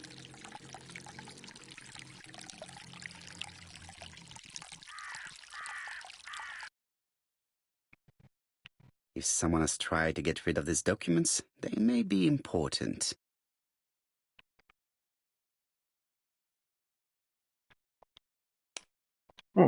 Right.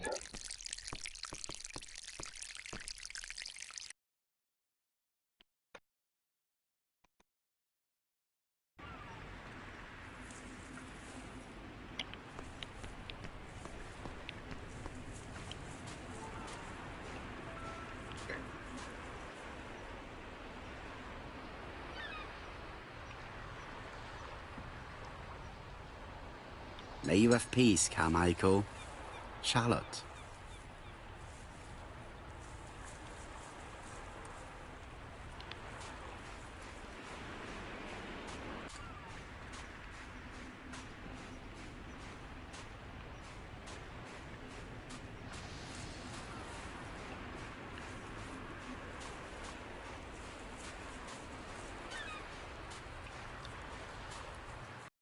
Well, jolly good.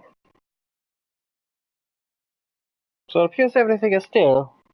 Where is the horrible smell of carrion coming from?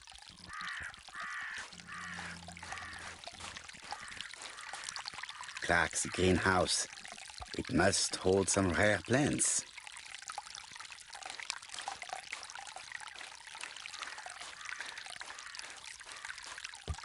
So it won't let me enter. I would like to congratulate Clark's gardener. What symmetry!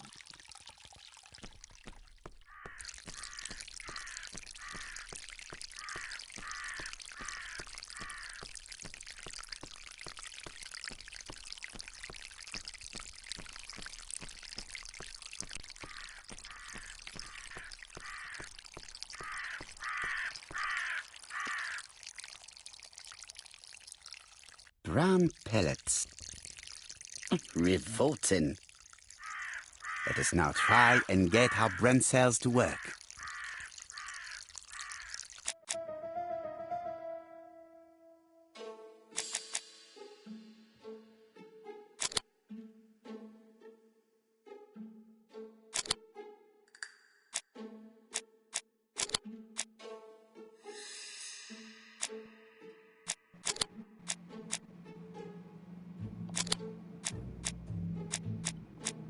Go on left, so Carmichael's gift, and there's the letter opener missing. So I'll have to pull these two. So Thor stayed behind to save the Grey. She left a note behind, a dagger behind.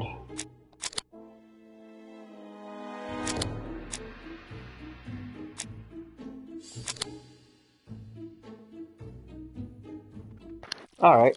Everything that Dagooray has left behind comes from Sir Carmichael's collection.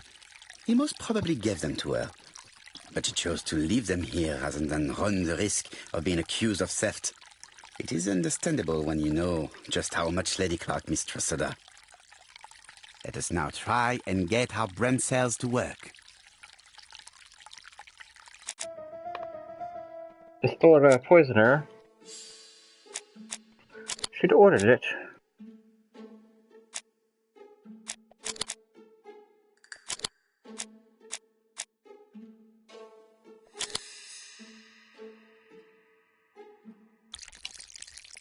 Dagooray had no reason to kill someone who only had a few months left to live. The poison she ordered was for rats.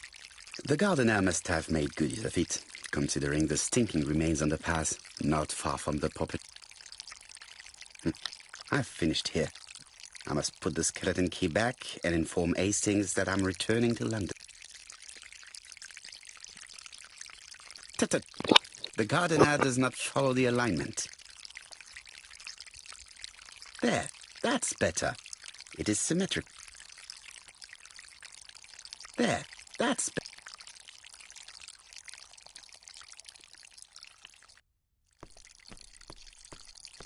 That was bothering me even. Something makes me feel uncomfortable.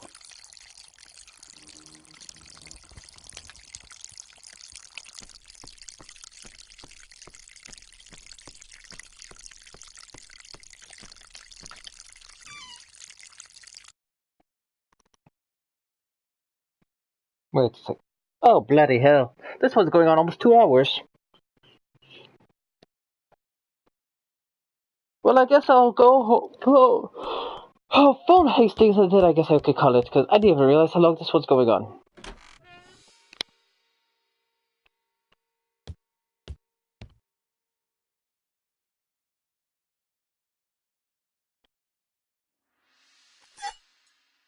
Perfect. Nothing else is keeping me here.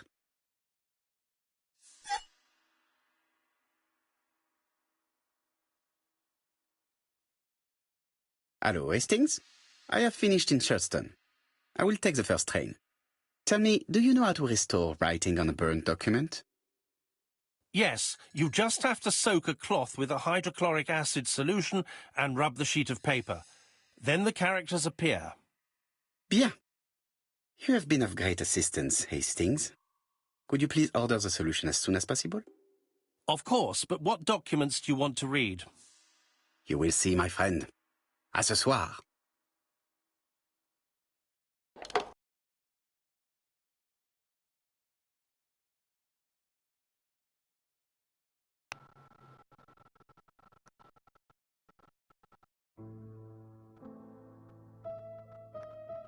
Donald Fraser is here. He insisted on waiting to see you. Donald is back. Jolly good.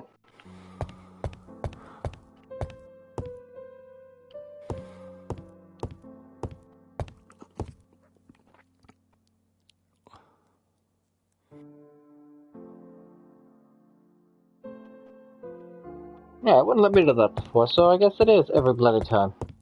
I lock my revolver in this drawer. I've not used it in a very long time.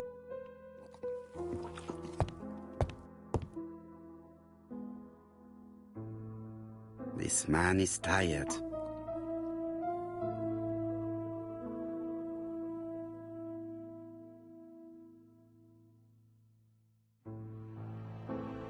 Donald is short of sleep, and it looks as if he didn't even bother to undress before going to bed.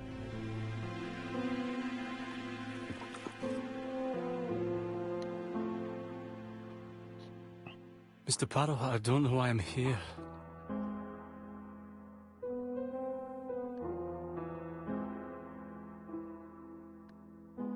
You wanted to talk, and you came to find the only man capable of hearing you. Mr. Poirot, since Betty's death, I've doubts about myself. I don't know what to do.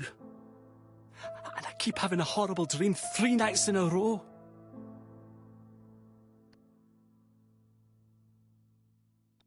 Have a drink, and tell me about this trip.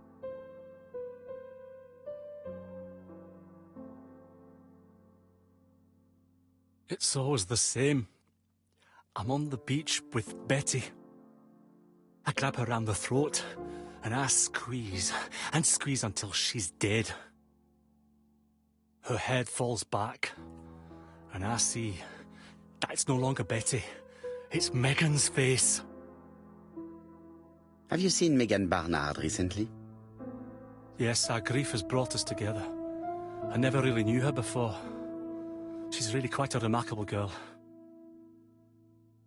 But I would never tell her about my dream. Why not?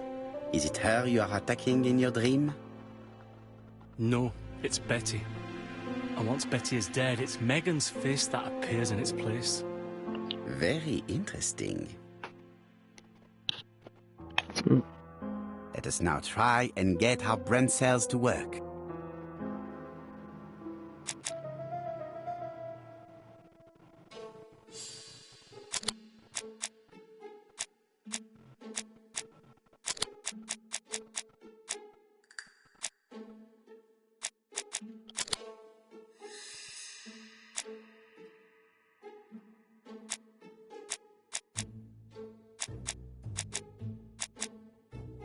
Donald doesn't kill Megan, but he licks Megan.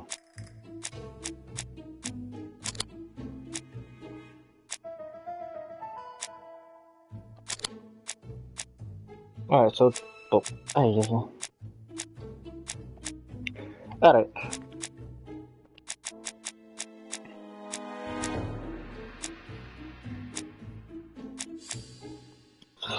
Nope, this has nothing to do with it. He's in love with Betty. But he likes Megan. But he doesn't kill Megan in his dream. Mr. Fraser, I think that the real meaning of this dream is that you are in love with Megan Barnard. Please go on. Do. This dream certainly betrays your guilt. Oh. But what do you feel guilty about? Having killed your fiancé? Possible. Or forgetting her very quickly for her sister? Certainly. And this forgetting is perceived as a second death. So you don't really think I was the one who killed Betty? I do not exclude this theory. I am simply saying that I do not need to know that fact to explain your dream and your guilt. Thank you for being frank, Mr. Poirot. You've helped me a great deal. I'm going back to Bexhill. I'll not take any more of your time up. It is late, Mr. Fraser, and you are tired. I'll sleep on the train. I like trains. It's easy to sleep rocked by the sound of the wheels. Poor boy, he seems completely lost. Well, women seem to like him. I think Megan will take care of him. Oh, I remember. Did you order the product I needed? Yes, we'll be receiving it tomorrow. Bien, it is late, and I asked Miss Gray to come tomorrow morning. I have a few questions I wish to ask her.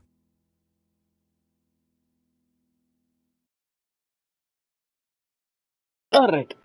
Now then. I'm going to have to cut this one here because this is getting a little too long. Mademoiselle, I asked you here in order to answer a very important Bloody question. Becky, ready to do the questioning.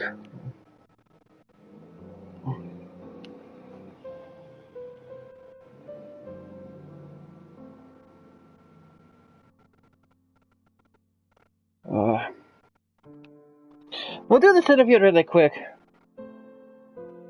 Accuse her of having lied. You lied to us, and I demand to know why. But what are you talking about? Yet, Lady Clark maintained that she saw you talking to a stranger on the front doorstep. Really? She must have been mistaken. Oh, I remember now. I'd forgotten all about it, but it wasn't important. It was just a salesman. One of those traders who sell stockings from door to door. Can you describe him? Medium size. Glasses. Dark suit and a felt hat. Not the sort of man you notice. Completely harmless. That's why I forgot all about him. Nothing else? He was very hesitant and shy. Usually door-to-door salesmen are very confident. But he wasn't.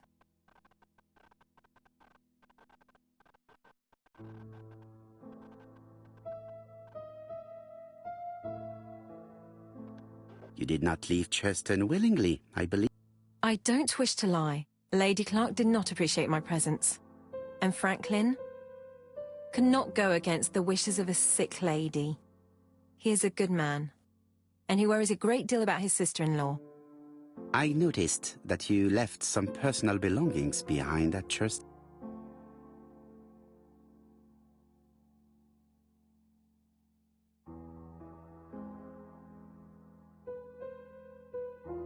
Are you planning on returning to Churstone? Who knows what the future holds? Bien. I must ask you one last question. Please reply frankly with either yes or no. If Lady Clark had died, would you have agreed to marry Sir Carmichael if he'd asked you? How dare you ask such a question? Sir Carmichael treated me just like his daughter. And all that I ever felt him was affection and gratitude, nothing else. Thank you, mademoiselle. I will not keep you any longer. And this is why I thought to... Why, of course he wasn't. I should do these streams. I met Thora Grey on the stairs. Her cheeks were ablaze, and she appeared to be deeply hurt. Poirot, have you offended the poor girl again? Do you have good reasons for accusing her? I accused her of nothing, Hastings. I simply asked her an important question she did not answer. Let us see if we can answer it for her. We asked if she would marry him if he said yes. Now try and get our brain cells to work.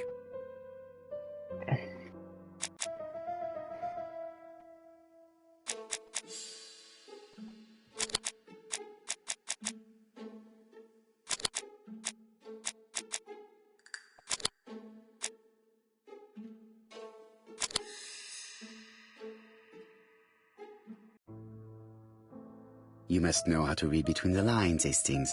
When Sir Carmichael refers to paternal affection, he is lying to himself. Read this engraving on the brooch. A dark dragon for an angel with glossy hair. These are the words of a lover, not a father. Lady Clark was not wrong. What if Sir Carmichael had fallen in love with his secretary? That doesn't mean that she forced him to do so. True, there are extenuating circumstances. She is a penniless orphan. But she's calculating. Just look how she avoided it when asked if she would have married Clark. I see. You think she seduced Sir Carmichael for her own gain, and that now she is doing the same with his brother. Poirot, your world is a very dark place. Do not get carried away, mon ami. We have another more important matter to settle. Really? Yes. Would you believe that Miss Grey taught me something new? Let us now try and get our brain cells to work.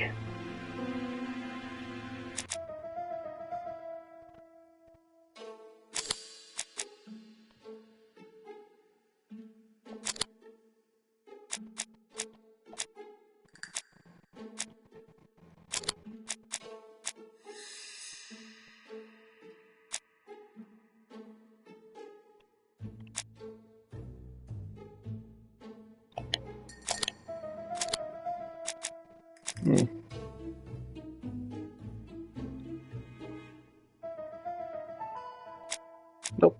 So, the murderer is the seducer.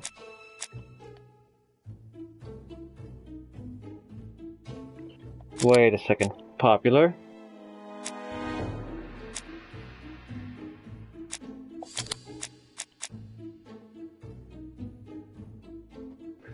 Wait.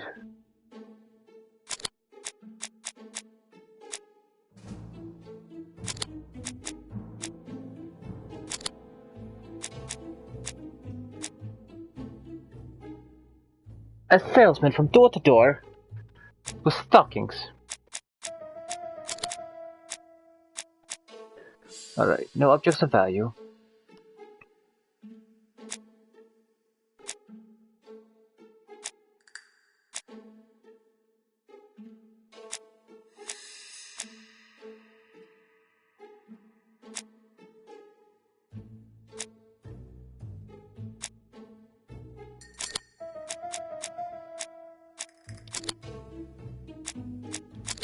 Nope.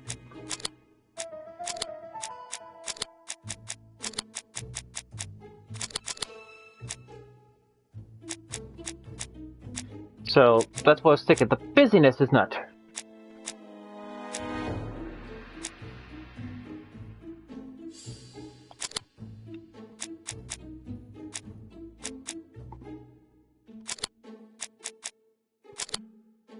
No.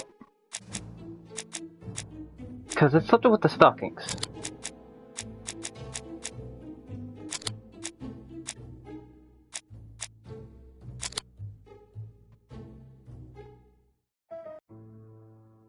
It's perfectly clear. I was right. Perfectly I picked clear. the wrong bitch on Indeed, there. a stocking seller visited Andover, Bexhill, and Churston on the day of each murder. We have our suspect. This should be of interest to Job. Alright, and now, after all of this, because that was a 2-hour long run, I thank everyone for watching. I'm gonna cut it here. I hope to see you in the next video. Bye.